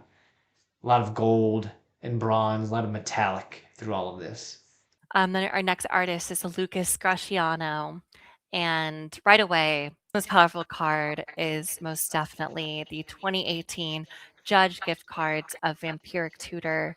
I mean, it's Vampiric Tutor. What else is there to say? I will say a special shout out, I would say probably for second place, is Up the Beanstalk. That 2-mana enchantment of it's such good card draw when you're doing big creature decks or even just big spell decks. You have to be a creature spell as long as its mana value is 5 or greater. But my favorite art that they did is from the Innistrad remastered set of Infernal Grasp. So cool. I mean, I love the use of negative space. There's literally nothing going on in the background. It's pure black, which adds to the terror of this card. And I love the shade of red he used for this demon. It is just that blood red, which is so Innistrad. And it's beautiful. I might have to get this card because I'm obsessed with it. It's beautiful. It is a good card, and yeah, if I was that person, I'd be so terrified. I mean, right? The hands are coming out from behind. Yep. Complete surprise is depicted so well on that person's face, on that poor victim. Now I'm covering Natalie Andrewson, and you won't actually find, at least at time of recording, Natalie's name on Gatherer. But Natalie does have a couple of cards tied to secret layers that I think are worth noting. So from the Everyone's Invited secret layer commander deck, you get to see Natalie's take on Morophon the Boundless. And you really get an understanding from that card, her distinct style in the art. It's whimsical, it's psychedelic, as you'll hear with this next card as well, that same sort of feeling. So many creatures, so many colors. It's really impressive just how much is on this one card, letting you know that this is a creature that cares about any creature type. This card as a commander can go anywhere, truly boundless, as is noted. And this card in the command zone, Morophon's got a couple good choices here, but if you've got this in the command zone, people are going to be really wowed. Totally. Now, as far as best art, I went with Explore, which is a sorcery. This is from the Furby Due Nula secret layer. And this card is just trippy. We've got a Furby coming towards us, towards a river. We've got these trees twisting and purples and yellows, butterflies and flower petals all throughout the air. There's just so much to take in here. if you get a foil treatment or the confetti foil treatment, I'm sure that thing shines so bright. Oh my gosh. So this one was definitely a really cool one to see. Natalie, you can tell, definitely has a distinct art style. Somebody to check out. And I'd love to see more cards from Natalie in the future. Hopefully in some of the sets as well as the secret layers. Totally. I love that Furby secret layer. I think it's so cute. Our next artist is Puffy Gator, aka Nana Chi. They did the From Cute to Brute secret layer. This secret layer, every single one of these cards is so expensive because the art is so amazing. I mean, it's just what a cool concept, first of all, having all of these flip cards. One side, this cute, adorable pastel, fluffy style, and then to flip into not even just like the same art style, but, more dark and morbid, but the style is completely different. Instead of these soft, fluffy edges, everything is hard.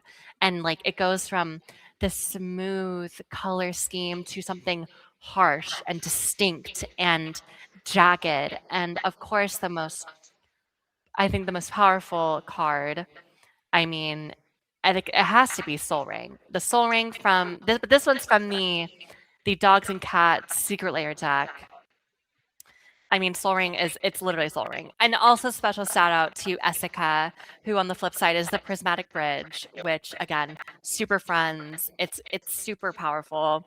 I love it. But my favorite for art wise is the Bloodline Keeper. I'm sort of partial to this because this is in my Alenda Vampires deck, but I think it's so beautiful from the flip side of just like this, cute little vampire petting bats and flowing hair in the moonlight, and then you flip it and it's like evil demon lady, and she is so cool. I mean, from this standpoint of, you know, all these faces are blacked out and you only see the eyes and the smile, but then the body is in full detail with her armor and the wings, and but it's also blending together all these other faces that create the background.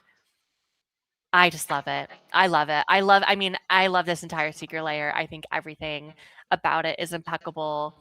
But the Bloodline Keeper is definitely a favorite of mine. Yeah, great choice there, Serena. Yeah, cute to brute, exactly. Some of these secret layers, they knew exactly what they were doing. And that one stayed on theme. Awesome art throughout. Okay, so I'm covering Ralph Horsley. Over 100 cards tied to Ralph, so it's a little tough to make this choice, but this card is near and dear to me. And as you may know from some of my previous videos, I very much enjoy Landfall. So when it came to best card, I had to go with Felidar Retreat. This is a 3 and a white enchantment with Landfall. Whenever you get a land onto the battlefield, you're either creating a 2/2 white cat beast creature token, or you're putting a +1/+1 counter on each creature and giving them vigilance until end of turn. It's an excellent go wide strategy card, and the art is very fun. You don't know where to start with your looking first. Do you check out some of these cats in the foreground, the couple that are pouncing? Do you maybe turn your stomach a little when you start seeing some of the bones that are towards the right and towards the foreground? Or do you just stare into that beautiful sky? Yeah, a beautiful sky as the sun starts to go down. All the clouds with their red and purple hues. Really cool card there. And then the bones continue as we go into the best art. I had to note Ralph Horsley's special guest, Field of the Dead. This is so frightening. The floorboards are starting to be peeled away by all of these zombies. The sunlight coming in, it could be that same sun from Felidar Retreat, not too far away. You've got somewhere you've got what looks maybe like a church has been completely cleared out. Field of the Dead, very powerful card. And yeah, there's just so much going on here. It'd be very tricky to count all of the zombies in all of this. It's a lot on one card, and it's really impressive and incredibly scary. Our next artist, Randy Galagos. Again, another old school Magic artist, but he has done some very iconic cards. A couple of ones that are super popular and still powerful is Burgeoning, another 1 mana green enchantment. Whenever an opponent plays a land, you may play a land. And Earthcraft is another one, a huge combo piece. Oh my gosh, my friend has a squirrel deck with Earthcraft, and it kills me. It kills me every time. And every time I see it, I go, "You're a problem." And that's why the card is like $100. It's expensive. The last one of the most popular, I would think, is Urza's Incubator. Great card. I have it in my Ashling deck. It's super, super, super huge value engine in Typal decks. I mean, for only 3 mana to have those cards cost 2 less is pure value. Um, but moving to my favorite art, it has to be hands down the Borderless Commander Masters version of Fierce Guardianship. I mean, it's just gorgeous. Again, I've talked about I love it when you see art and you know exactly what's going on. You can look at each of the different people in this art and look at their faces, all feeling a different emotion. But the woman at the center holding her arms up, creating that barrier of blue light protecting against the flame. And even the best part about this card, in my opinion, is the fact that the art goes into the title of the card and the flames coming down from above. It gives it that 3D look. The art really pops out at you. And the other favorite part of this is her face, full of determination. There's nothing's going to stop her. You will not get past her defenses. And I think that is so amazing. She is so fierce. It's so powerful. I love this depiction of fierce guardianship. So this is hands down my favorite. All right, so the next artist is Rebecca Guai. Over 150 cards tied to Rebecca. Also in Gatherer, there's an entry called "Don't Mess with Me," and you'll see what's potentially more of like an uncard for Rebecca. You should definitely. It's very interesting. It actually calls Rebecca out as a pristine artist, and I agree because with those 150 cards, they were all really impressive. What was fun, there's a lot of women depicted on them of a similar nature. It was actually kind of fun seeing the art continue in some ways across all of these different cards. You start recognizing maybe it's the same woman that's on, this embodies this enchantress as she's doing all of these different spells tied to all of this different lore with these Magic the Gathering cards. So yeah, definitely take a look at something like Enchantress's Presence, and then also look at Priest of Titania, and you'll sort of see what I mean here. And I think some of that actually continues a little bit with what I think is a most popular or a favorite, though it is a more new card, and that is Bitterbloom Bearer, and this is specifically the serialized version. I love that art. Yeah, oh yeah. It is, of course, if you're running Bitterblossom that we talked about at the very beginning with Lena, and you've got Bitterbloom Bearer, right? You've got that consistency there. The I can only imagine seeing this in like a foil, just shine so much with the purple and pink hues in the middle, and then you've got these sharp contrasts with Lorwyn, of course, with the black all around the edges. It's really cool. I think it's really cool, and of course, you get to see this image just throughout the whole card here. Rebecca Guai, I mean, she is just so iconic. And moving on to our next artist, who I would argue might be either just as iconic or more iconic, we're moving to Richard Kane Ferguson. Now, when I talk about distinct art styles, everyone can recognize a Richard Kane Ferguson art from a mile away. He has such a distinct style and controversial opinion. I'm not the biggest fan, but before anyone doxes me, I can recognize his incredible talent. His style is so unique and it's so distinct, and it's so beautiful. I mean, even though it's not my thing, I think it's so iconic. I mean, I could go on and on about it. Obviously, he's done some very important cards. His most popular and probably most powerful as well. He did all of the 1 mana instant tutors from the Dominaria remastered set. And I mean, Vampiric Tutor, Enlightened Tutor, Worldly Tutor, Mystical Tutor. He did all of those. And I mean, you just know his art. I think my favorite art he did though is a toss up between Gonti Night Minister from the Aether Drift set. I think this art is really unique.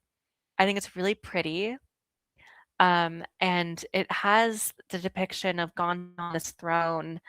And I feel like my issue with sometimes with Richard Kane Ferguson is that the art can get a little bit messy for me. And it gets a little it's sometimes there's too much going on or it's too busy. But this one is just I think it's clean. I think it's still within his style. And I think it has a great depiction of Gonti with that scepter in his throne room, and it almost looks like it's covered in these, like, sheer veils and gives that mysterious sort of dark presence that Gonti really exemplifies. But my all-time favorite art of his is absolutely the Commander Masters borderless version of Fact or Fiction. This art is so beautiful because it's so clean and it's distinct. You know exactly what you're looking at. It's this beautiful fairy as she's raising this huge sword that of course is so impractical to wield, but it's so beautiful. The moon in the background and this flowing water. It reminds me of in Arthurian legend, the Lady of the Lake. This woman as she is this ethereal presence and this sword, and it's just I love this scene. I think it's beautiful. It makes me wanna know more. It makes me wanna see who is this fairy, and of course and this is all just on an instant, no named card, and I think it's beautiful, and I love the flavor text. Does this choice really seem so simple, Sir Knight? Again, really kinda ties in with Arthurian legend type of style and aesthetics, so I love this. I like it, Serena. And see, it takes a true professional to be able to talk on the likes and the dislikes, to note the messiness and the detail that can be done through across all of these magic cards. It sounds like you had a lot to be able to look at and to favor over in the end. Ah, thank you, thank you. Okay, so I get to cover RK Post, potentially known as Rick Post, depending on who you get to talk to. Over 120 cards, a lot of dark, bold, defined arts. RK Post did Unmask as well as Identity Revealed from the Spider-Man set, and you sort of see it. I had just talked about this with Rebecca with regards to that Enchantress figure going from card to card, and I think that's been really fun with a number of these artists getting to look through all of their art, is see where they're allowed to take concepts that are so well known in older Magic cards and then bring them to something newer. So I thought that was really interesting. The strongest or most popular card I went with was Phyrexian Reclamation. That one is, just for 1 black, you're able to get this enchantment out, and then constantly you're able to pay 1 and a black and 2 life to bring a target creature card from your graveyard to your hand. Just constant recursion, especially if you're getting it out early and you know exactly when to play that mana, bring all of your targeted creatures back. You don't care about them dying. Death is no excuse to stop working, is the flavor text, and it matches perfectly. For best art, I had to call out the World Gorger Dragon. I actually missed this one with Dominaria Remastered. I liked a lot of Dominaria Remastered, but I didn't get to see this one until recently. And I just thought it was just really interesting, this dragon just covering the entirety of Dominaria. Or of course, what I can only assume is Dominaria, but I think it matches. And you just see the space, you get to see, right, an entire globe here. You know, you rarely, going from plane to plane, you often, I think it's helpful that we've got Edge of Eternities to talk a little bit about space, but you sometimes forget that these are entire worlds that are being depicted here as we're jumping from city to city within these planes, but you're covering just massive landscapes here.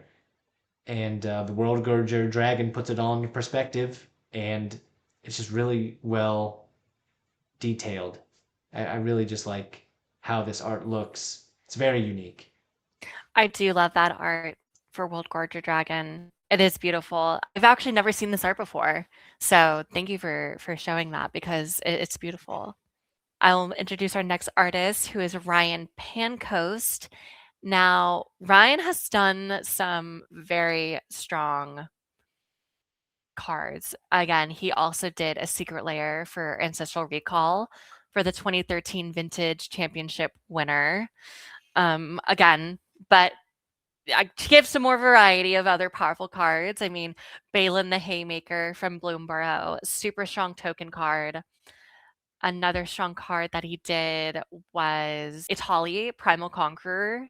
I mean, CEDH staple right there. I have another one that I think is an extremely popular card is Fathom Mage. I think Fathom Mage is in so many decks, the evolved mechanic that I think was not to sound too corny, but evolved in Secret of Strixhaven with Increment. I mean, Fathom Mage, I think, is in so many precons, so many decks. It's just a straight up good card. And then lastly, he did the OG art for Zern Orb. That I think Zern Orb is a great card, especially in land decks where you want to be sacking. Free sack outlet. It's a 0 cost artifact. I mean, anything that costs 0 is a strong card. But my favorite art that he's done, and I'm super biased here, is the borderless Kasmina Enigma Sage from Strixhaven. I love Kasmina. She is one of my favorite planeswalkers. Well, ex-planeswalker. She was desparked. But you know, my girl's still kicking in Strixhaven, but I love her. She is, and I think this art is just so pretty. I mean, the owls, owls is such, it's really the iconic animal that represents Kasmina, and her standing in the staff and this halo of light behind her. It's both, it's awe-inspiring, it's a little spooky, her eyes are glowing blue, and so and I think that is just such Kasmina's energy. Is she a friend? Is she a foe? What are her true goals? There's always something with her that's behind the scenes. So I think this is a beautiful art, and I'm totally biased here, but I'm standing 10 toes down on my opinion. Exactly. That's okay that you have the bias, Serena, because you're making excellent choices. Yeah, really, really awesome card choices there. Okay, we are on to Sam Burley. You'll see a number of Sam's cards within MH3, Final Fantasy, Aether Drift, getting close to that 100 mark, so Sam, keep at it. And don't miss out on the lands as well. Sam's done a number of lands out there, whether it be basics or others, so definitely take a look at those. Okay, the best or most popular card had to be Panlaza Sunfavored. There are a couple different versions Yes. out there. This, I believe, is the one tied to the Precon. And, this is probably the best dinosaur commander. You get to do all 3 of the Naya colors, red, green, and white. Such power in the Discover mechanic. Ixalan really came with some really powerful keywords over these past couple years. And this version and the other version are both really, really pristine. Now, when it comes to best art, I talked on the Cyclonic Rift, and some of these cards, some of these wipes just look so impressive with the flashes of light and just the controlled chaos that the artist is able to put within this card. So, of course, I had to put as the best art Supreme Verdict, the uncounterable destroy all creatures cards. You've got this vortex, you've got this blinding light just blasting into this city. I sometimes laugh and go, oh, maybe it's the same spot that got hit with the Cyclonic Rift as well. And it's just, these cityscapes are just being completely demolished in such extraordinary ways. It probably stinks when it's going against you because there's no stopping it, and that verdict hits hard. Supreme Verdict is a very funny card. Our next artist is Shamandrew Art, all in one word. This is a newer artist for Magic the Gathering. I believe his first set that he'd worked on was Duskmourn. So, he only has about 6 or 7 cards that he's worked on, but Unstoppable Slasher is probably his most powerful card that he's worked on. It is evil. It's an evil card. When it deals combat, they lose half their life, round it up, combo with Bloodletter of Aklozots, they're dead. But my favorite art that they've done is probably the air response unit from Aether Drift. This art I think is really cool. It's unique in the way that it's like a mix of graffiti. I think this is definitely created with digital art, I would guess. I could be totally wrong because I do see the individual brushstrokes in the background of the writing, but I could also could be a mixture of both mediums. But I think I think it's such a fun use of color. I love the blending and these waves, and it's almost like this world is completely made of paint. Very, very street art like, which I have such a love for street art and graffiti. I think it is such an underappreciated art form, and I think this is such a good example of that. So I hope we see more of him in the future. Yeah, that's a great and very unique art choice, Serena. And then, oh man, the Unstoppable Slasher. Yeah, you almost have to talk with the rest of your table about how to deal with it so that Yep. if you're going to exile it, you don't want somebody to work their targeted removal, or maybe you let them do the targeted removal first, knowing that the exile will come at the opportune moment. But this creature keeps on coming back if you don't know how to deal with it properly. Okay, so I get to talk on Scott M. Fischer. Over 150 cards in Gatherer tied to Scott. Number of old cards. Some incredible full art cards. Definitely take a look at those. When it comes to strongest or most popular, I had to point out the Mother of Runes, which is a 1/1 human cleric, 1 white mana, with the tap ability to give a target creature protection from the color of your choice until end of turn. Some decks really have figured out how to work that tap untap mechanic to just keep the protection going, and the Mother of Runes lets you ride that wave all the way to victory. For best art, I went with the Vidalcan Ori. Full art here. Just this inventor making this invention here, allowing us to cast spells from Flash, observing the multiverse as is noted from the flavor text, these purple hues in the background, working late nights trying to build out this invention. Again, I love seeing the globe here. Just it just felt very unique to me, this style and this depiction of the Vidalcan Ori. It's already an interesting card there. It's got a very special place within Magic, I think, as you're allowed to cast those spells as though they had flash. And I really liked this artwork. It definitely felt very unique compared to some of the other versions. And that's one that I sought out when I wanted a Vidalcan Ori. It's got those sci-fi fantasy vibes. I love that Vidalcan Ori art. It is so beautiful. Our next artist is Scott Murphy. Scott Murphy has done also a ton of art. I think not judging, but looking at his art, I think his specialty is definitely in character art and in painting figures. I think every single one of his cards has a human or a creature or a person depicted. It's very portraity, I would say. I would say maybe portrait art, but again, he does great art in depicting people, and I think he does have a very distinct style. His strongest card, I would say, is a toss-up between Fanatic of Ronus, the green mana dork, the game changer that is Opposition Agent, and then lastly, everyone's favorite, Gary, aka the Grey Merchant of Asphodel. Those three cards, I think, are strong and powerful in their own avenues.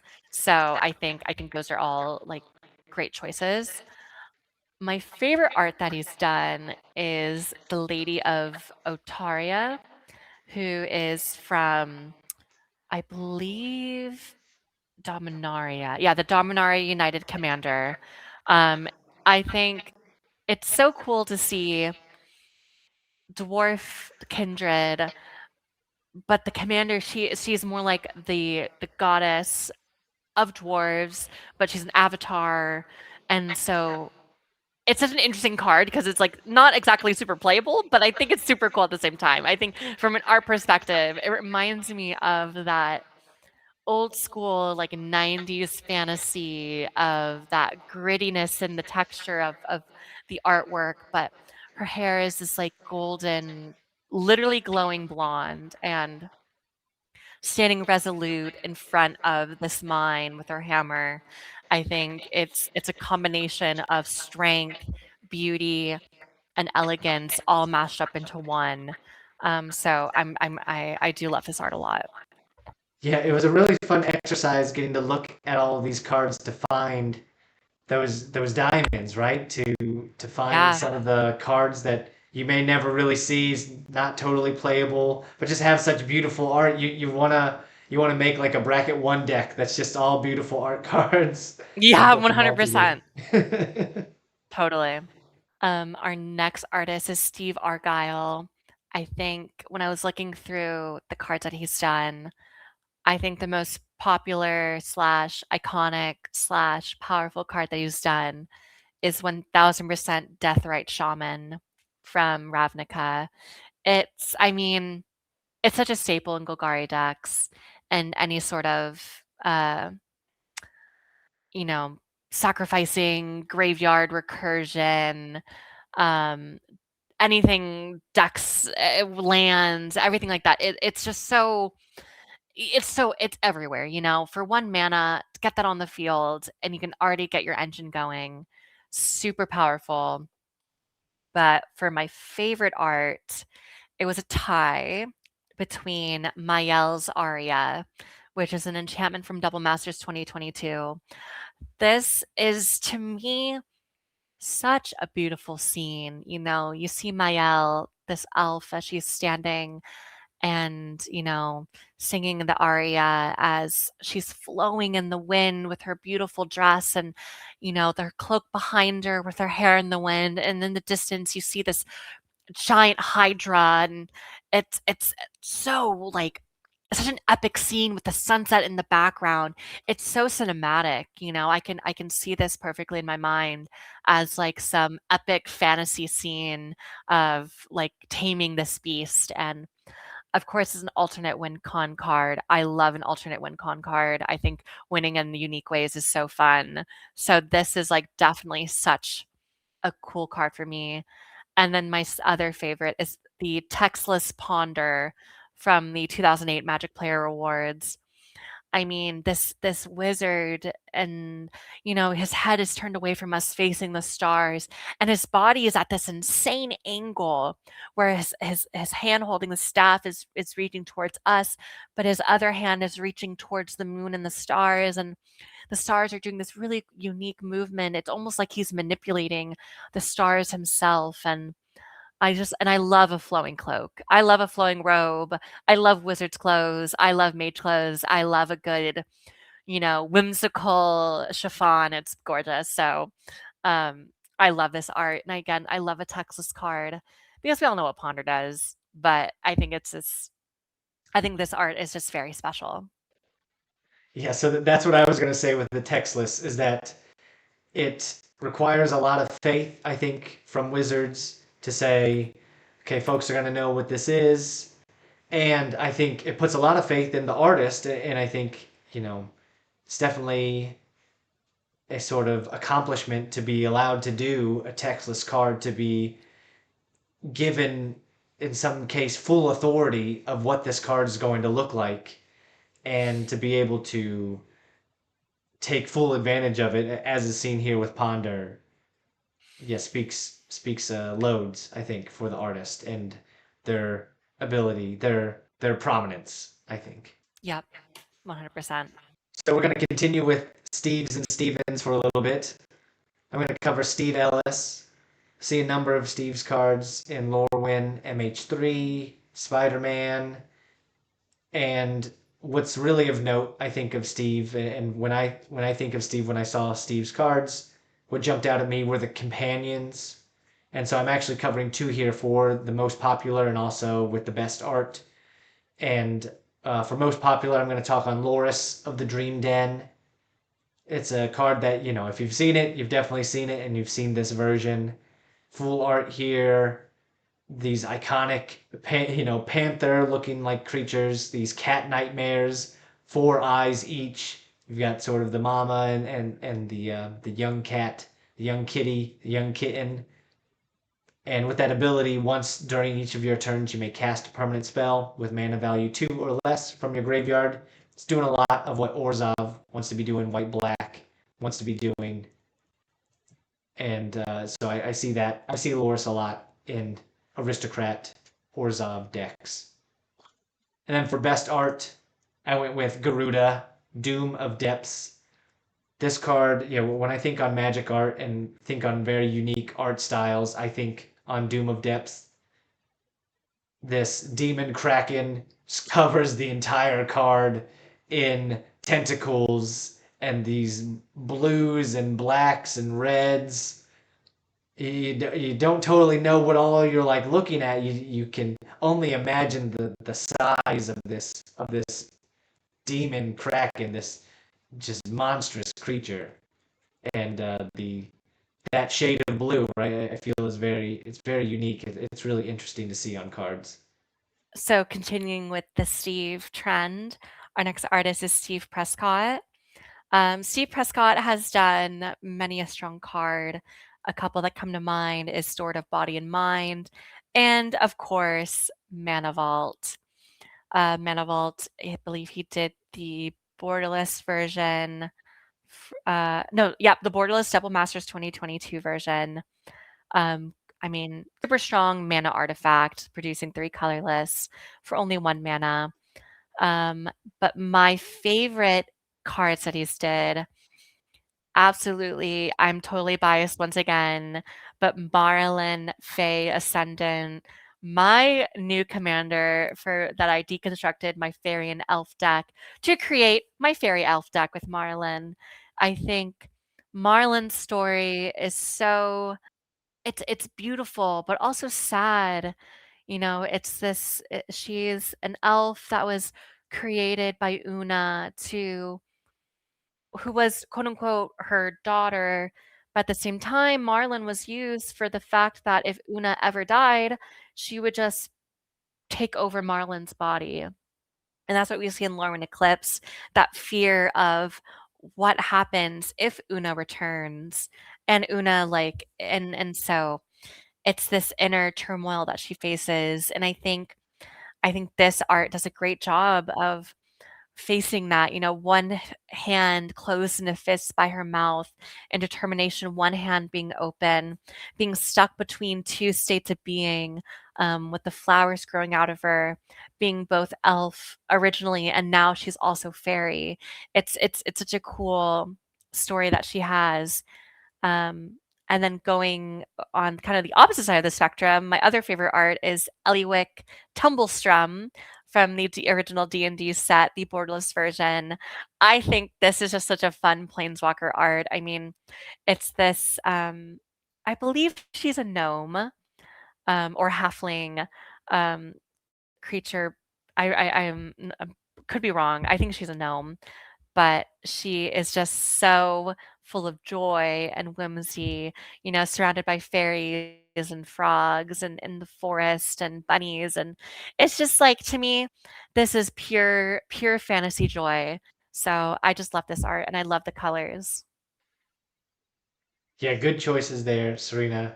Yeah, Marlon's story is very interesting. It's very dramatic. It is, sometimes you definitely feel for her. That being said, when you're on the other side of the table and she's stealing all your things, it can be a little tough to to feel bad. Yeah, good point. But great choices there. Yeah, it's great seeing a number of Lorwyn cards that we're talking on. So definitely a lot of folks will have interest in a number of these artists. So if you've got a if you've got a Marlin and you want to get it signed, you want to show it off to the artist, you might see a lot of folks that are there. You may get to join a fan club all tied to Marlin's struggles. So I've got Stephen Veladin, over 150 cards tied to Stephen. A number of them I recognized, a number that I felt were staples. A lot of ties to Bloomborough, Ixalan, Zombies, Phyrexian, lands as well. So I feel like everybody's seen Stephen, though you may not have always paid too much attention to it. So case in point, one that I believe is a fan favorite is Ethereum Sculptor. This is just a classic staple. One in a blue, 1/2 Vidalcan Artificer, artifact creature, and artifact spells you cast cost one less to cast. You try to get this out as early as you can to reduce the cost of all of your other artifacts. If you're playing artifacts, it's really tough to make a case why you would not include this card. And so you're seeing Steven everywhere when it comes to artifact decks. Then for best art, I wanted to note Kiki Jiki, Mirror Breaker. This one is one that I feel like, though I've not necessarily seen it played in my pods and in personal experiences, I know that art. I recognize that sneer and the eyes in the background, the flames behind Kiki Jiki. One of those cards that screams iconic Magic to me, and so I had to call that one out. So a lot of kudos to Steven on these cards. I love that name, Kiki Jiki. I think it's such a fun name. Our next artist is Svetlin Velinov. He probably his most powerful card that he's done is Deceit from the new Lorwyn Elemental cycle. I mean, I heard this. I don't play standard, but I heard this was a medicine standard. So I think it's a great strong card. I think elementals is definitely where he shines. He also did all the borderless evoke elementals from Modern Horizons 2 that were reprinted as special guests in Modern Horizons 3. Those cards, I think, those are also my favorite cards, but that he's done as well. I think those borderless cards exemplify what, to me, an elemental is. It really is an incarnation of the elements of nature and wind and water and fire and light and darkness. I think they're both whimsical and mysterious and they have a form, but you know that this form is fluid and it changes. And I think all these arts depict such beautiful depictions of that. So Absolutely, I think he nailed these arts. They're just that to me, when I think of an elemental in my mind, this is what appears. Okay, so I get to cover Thomas and Baxa. Over 100 cards tied to Thomas. And if you're looking for a Magic the Gathering artist that, when looking at these cards, your skin crawls, you are unsettled, you're a little worried about what's going on here in these cards, look no further than Thomas here. Grotesque, scary, yeah, unsettling, like I said. These cards were definitely a trip. It was definitely something going through all of these and letting them all just sink into my memory as I scanned for strong cards and best cards, of which there are a couple, but there are two that I want to make sure that I highlight here. So coming in from Lorwyn, he did the most recent version of Necroskitter, which is a 1/4 elemental with Wither, and whenever a creature an opponent controls with a with a -1/-1 counter on it dies, you may return that card to the battlefield under your control. It's a scary scene going on. It's Necroskitter as I've never seen it before. I can handle the other one. The other version of Necroskitter feels tame compared to this monstrosity. Just all of these appendages. You definitely get a lot more of the like mosquito sort of feeling to it, of which I've got no love for mosquitoes. Apologies. If you love mosquitoes, you can tell me in the comments. But I'm not a fan of mosquitoes, and I was terrified of this version of the card. So apologies that we've got to show it if you're scared of this. And then for best art, I had to go with, and I apologize, I'll probably mispronounce it because I've never seen these consonants put together in a real word, but it's Chthonian Nightmare, and this is Mm. an enchantment tied to energy counters, and it's all about sacrificing creatures, returning. Oh man, I have to say it again. Chthonian, Chthonian Nightmare to your hand, and then you also bring a creature card with a mana value of X from your graveyard to the battlefield. It's tied to Modern Horizons 3. This imagery here is just faces, all it's just this amalgamation of teeth and eyes put against, I don't even know, a wall perhaps. It's a dreamscape, a hellscape. It's just so frightening. It's just all over the place. It's wild. I was looking at it and I was like, okay, this has to be from Duskmourn, right? And I'm like, no, this is just MH3. You could have just been scrolling through, looking at your Eldrazi and your MDFCs, your dual face cards, and then come across this and be completely surprised. It's yeah, really impressive art. Is that right? I've got to give props on the way that these cards make me feel, and I think we're ready ready to move on here. Very impressive. If you love this artwork, definitely talk to Thomas and let Thomas know.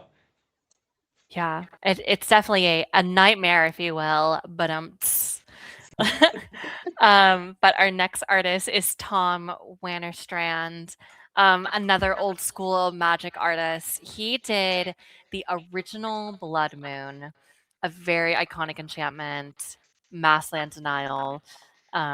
Great card. Another powerful card he did is Capsize, an evil combo control piece for stacks. Hate this card, but it's super strong. And then lastly, he did do the original City of Brass, a very iconic land everyone loves. A nice little ping land for any color mana you wish. But my favorite art that he's done is from Dominaria Remastered, which is the Helm of Awakening. This artifact where all spells cost one less to cast. This art, I love this art because it's mysterious. It's you look at it and you can tell this is a relic from a civilization long lost, and it's from a time that um, you'll never go back to again. And I think there's something so special about that. My favorite artistic medium is sculpture. And so to see this art, which is an art of a sculpture with this helm, and it tells such a story. There's so much history in whatever this was, and I'm again, it's most likely Dominaria and long, long ago. I'm not fully caught up in Dominarian lore, but I think this is such a cool relic of time that um, gets depicted from that Tom did. So I love this art. It's great. This next artist is Tony DeTerlizzi.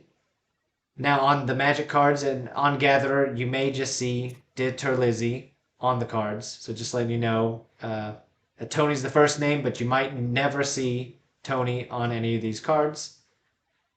And with those cards, almost 100 cards tied to them. A lot of them are on the older side. You definitely get that old Magic feel for a lot of them. Still have some relevance to them. Of note, Trop Rotation is the strong card that I wanted to highlight. Instant, sacrifice one land and go grab the best one from your deck to put it on the battlefield. Right, it's that best lane tutor at instant speed, definitely. And the art is very well known just because crop rotation is so good, you see it all the time. The best art that I wanted to call out, it's just because it's just so whimsical, it's just so fun, is Fodder Cannon. Fodder Cannon is all about for you've got to pay 4 to cast it, you got to pay 4 and tap Fodder Cannon and sacrifice a creature to deal 4 damage to a target creature. But just the story that goes along with this art, the cart with this makeshift cannon on it, these goblins, all looking very different, different colors on them, different outfits in this decrepit wood. The story about with the flavor text, finding the cousin, shooting the cousin out of the cannon, finding another cousin, so goblin-esque for all of it. It's very fun. If anybody runs this, they must have a good reason to, and it may just be because of the art. Now we move on to Tyler Jacobson. Huge fan of Tyler. He did a couple of the mural arts as well for Lord of the Rings, so it is huge fan already, obviously for me. His most powerful card, hands down, is Orcish Bowmasters. I mean, it is a huge, huge, huge. I mean, game changer. Powerful card. But pair it with Azula, you can get 2 of them, which I did in a game, and it was so punishing. Everyone hated me, but I loved every second. And my favorite art from him, aside from all the mural arts that he did for Lord of the Rings, is the dark deal for the Secret Lair drop um, for the Dungeon Master Guide. And this dark deal is just it's so cool. It's I mean the art itself. It's this demon and what I'm guessing is a warlock, and then this dark knight with a flaming sword. I mean, can you get any more fantasy than that? Than a knight with a flaming sword? I mean, hello. And I love the darkness of this painting, and the way that the detail is um, worked into this painting is through the lighting and the very strategic use and placement of these shadings on like the soldiers or the knight's shoulder and the warlocks on her outline of her cloak, and then the lighting that is depicting from the demons and his arc of that pink energy, and with its wings spread out. It's such an iconic sort of scene that's being laid out in sort of anyone's D&D play group. I mean, who doesn't wanna fight these evil beings at the deepest dungeon, and at the lowest level? It's just it's so beautiful. I love it. I love seeing it. Again, it's one of those arts where you look at it and you can just imagine yourself standing there facing down these enemies. Yeah, I feel like I find something new to look at with Dark Deal every time. Yep. Yeah, and then I think what Serena's noting for everybody is that you don't have to feel bad with what you're playing and how you're playing, especially if you've got great artwork to look at. You basically ignore anything that's going on. Rock your beautiful, your Orcish Bowmasters, and rock your amazing Azula art, because you can't hear any of the complaints over just how stunning these cards look. Exactly. I'm just like, wow. I did some great selections on my cards. Wow. Oh wait, you're full swinging at me. Why? What did I do? And then That's if that's they're become still arch alive. enemy. Yep, for 100%. Okay, so I'm covering another Tyler. It's actually I didn't even recognize how much of the of this same names we caught. So it is also something to note, for those folks that are looking for specific tables, don't just rely on the first name. You may need to look at those last names as well. So I've got Tyler Walpole, over 50 cards to Tyler's name within Magic the Gathering, a number of most recent sets, Foundations, Lorwyn, Duskmourn, a number of those profile-facing commanders from Modern Horizons 3. The card that I went for most popular had to be Hawkball of the Surging Soul, tied to the Ixalan Precon, really boosted what was already a strong type, already a strong kindred creature type, the Merfolk, and I think really gave it their champion there with Hawkball.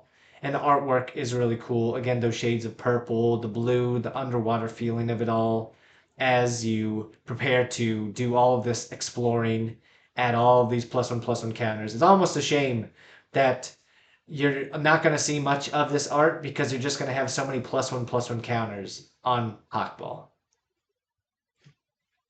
With regards to best art, I went with MH3's Witch Enchanter. There's that MDFC on the white side. The Witch Enchanter is all about entering and destroying a target artifact or enchantment. The backside is the land. And I love how these two pieces really complement each other, showing this larger landscape, showing just where this witch is, the sort of crop circles for on both sides. You can really feel. I just love the landscape feel to it all. An impressive sky. I just like a lot that's going on here. We move to Victor Adame Minguez. Victor did a very iconic commander in the name of Atraxa Praetor's Voice. We all know someone with an Atraxa deck, and we all hate them. Atraxa, I mean, proliferating, whether it's Super Friends, whether it's poison counters, whatever it is, they're doing nothing good. However, I will respect anyone who builds a 4-color commander that isn't a partner commander. I think there needs to be more 4-color commanders, and I don't care how wonky it is because I think it's cool. No more Wooburg. Let's knock down some 4 colors. Another very powerful card he did was Dark Confidant. Dark Confidant is a great draw engine with the cost of your life, but if you're in mono black or Orzhov, you are definitely gaining that life back and then some. So super, super good card. But my favorite art that he did is from the Dominaria promos of Llanowar Elves. I think this is just such, I mean, there's so many arts for Llanowar Elves, but this one I think really stands out because it's just so classic. I love elves, and I love when elves are in their natural element of the forest. And I also, another huge complaint of mine I have with a lot of Llanowar Elves cards, then the card is called Llanowar Elves. But how many times do we see a Llanowar Elves card and it's just one elf? And it drives me nuts. But this one, I see 2 elves, so it's plural and therefore checks the box for the name. So I think this is a great, it's beautiful. I love this treatment. It's borderless, but at the same time, you still have the framing, but like the text box is see-through. I think I wish there was more cards they would do in this treatment nowadays. I think it was really big, a few years ago, and I feel like it's sort of died out nowadays. But I think this treatment is so cool. I hope they bring it back soon. a great choice. Yeah, definitely bring that back. That's so funny on the plural piece. I didn't even think about it. I've got the Llanowar elves version that's sort of like the dissected one. That's definitely Oh, like yeah. stands out. But yeah, I mean that one's just one as well, and It's just one elf. It yeah, it drives me nuts. and it's yeah, that's crazy. Oh my gosh, that's that's so funny. 'Cause, like, it wasn't until, 7th edition, it was multiple elves, but for the longest time, the majority of the standard arts for Llanowar elves is just one elf, and it's like, "Come on now." It's plural. Okay, so the last of my artists that I get to talk on is Vincent Proce. Over 100 cards tied to Vincent, a number of iconic ones. We're back in that horrific flavor, get a little scary with this one. Um, so if you enjoyed Thomas and Baxa, definitely check out Vincent Proce as well. And I get to stick with a color combination very near and dear to me, and that's Golgari. That's black green. We're talking about Strixhaven as well, so we're talking about Witherbloom. And funny enough, I get to continue with elves as Serena was talking, and I get to talk about the abomination of Llanowar as that very popular card.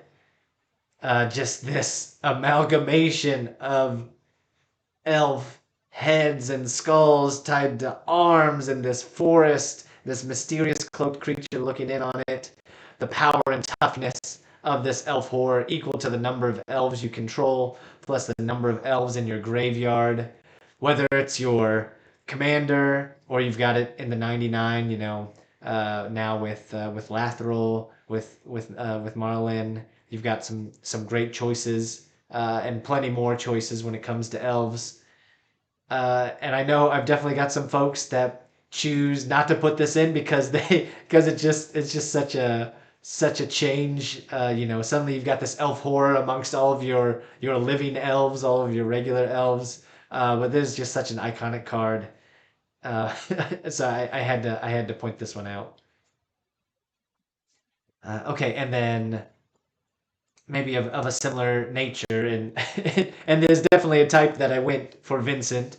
My best art choice is Hogak, Arisen Necropolis. So you can see the theme here is putting bodies together. Hogak is such an interesting card. Same sort of deal if you've got it in the 99 or if you've got it in the command zone or just in any other decks. Hogak is definitely a force to be reckoned with. It's really cool to see Convoke and Delve be used in such ways.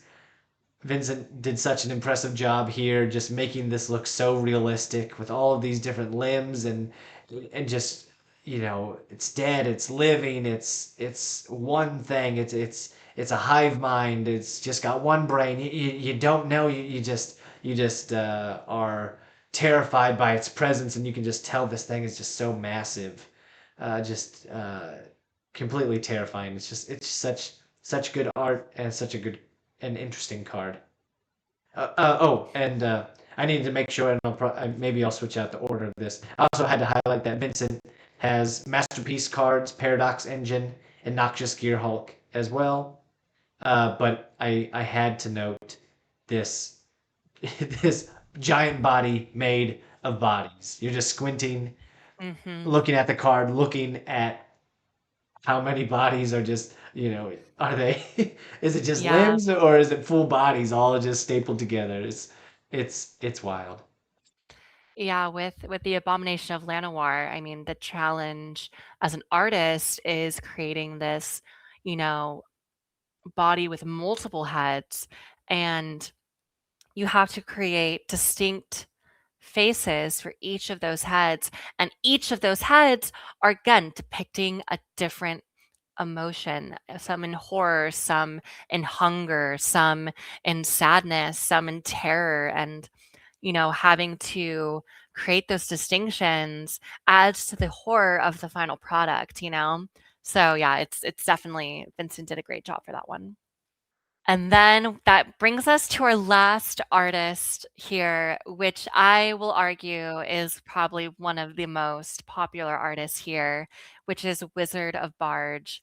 Wizard of Barge has done many secret layers for, especially, I think his most known for is the goblin cards that he's done, the secret layers. And he has such, again, this is such distinct art.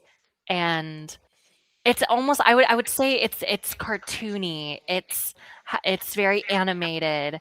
It's that like Cartoon Network, Adult Swim style of like grime, mischievous and silly and humorous and colorful. And my goodness, the colors are just so gorgeous. It's a lot of pinks and purples and greens.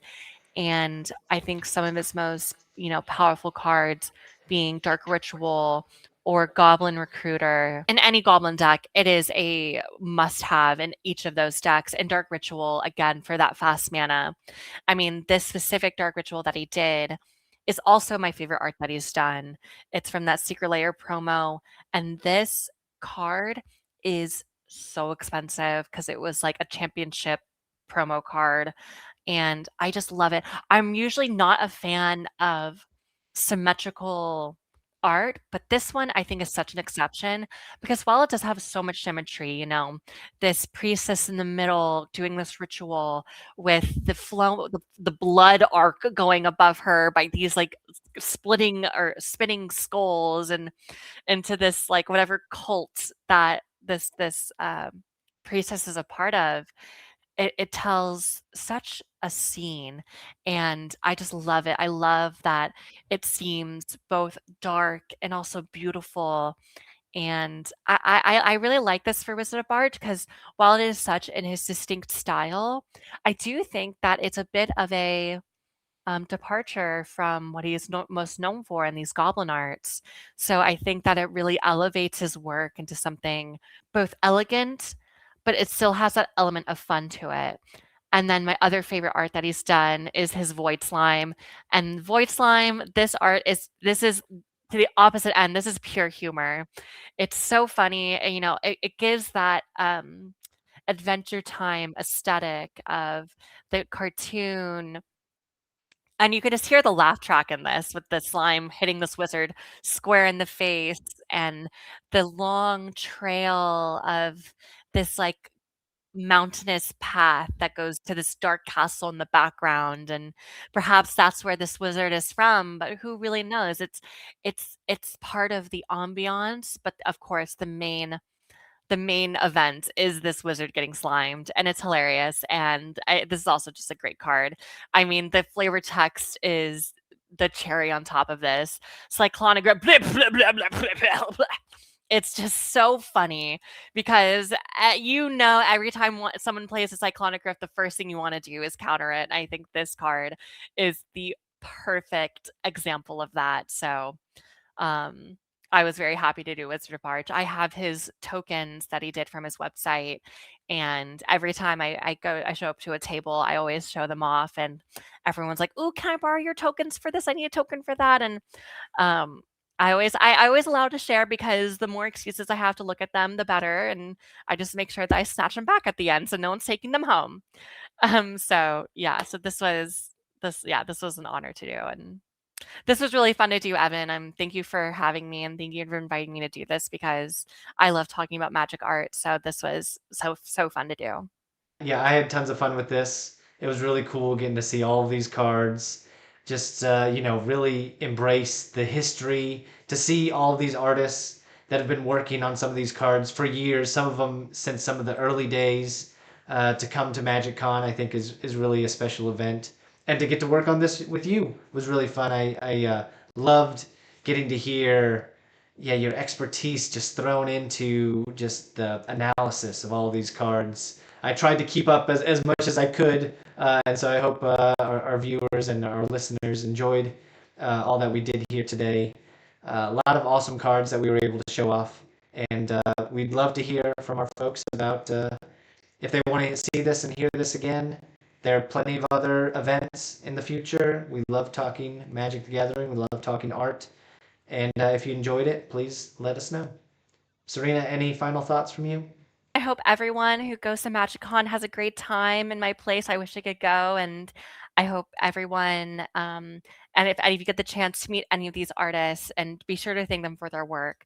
You know, art is such it's such a hard industry to make a living in, and I think these artists do such amazing work, and they deserve all the credit, and they deserve all the appreciation. So if you're a fan of any of these cards or any of these artists and you go to MagicCon, get a signature, buy some of their merch, show them that you support them, and so we can hope to see them in future sets for Magic. So, and thank you all for listening. I hope you enjoyed that. Do you agree with the content provider? Was anything missed? Does this episode spark any topics you might want to cover? Let us know. We here at Spell Table Showcase MTG try to mix entertainment with education, and so can you. We've got plenty of Magic the Gathering topics that we have opinions on, but we want to hear yours too. If you're interested in recording a similar video for this series and making some money off it, send an email to spelltableshowcase@gmail.com and we'll tell you what to do. We want this to be a channel for the people and also by the people, so we hope to hear from you and learn about that topic that you are passionate about. Well, that about covers it. Thanks to our sponsors for their support. Be sure to subscribe to be notified when the next episode drops.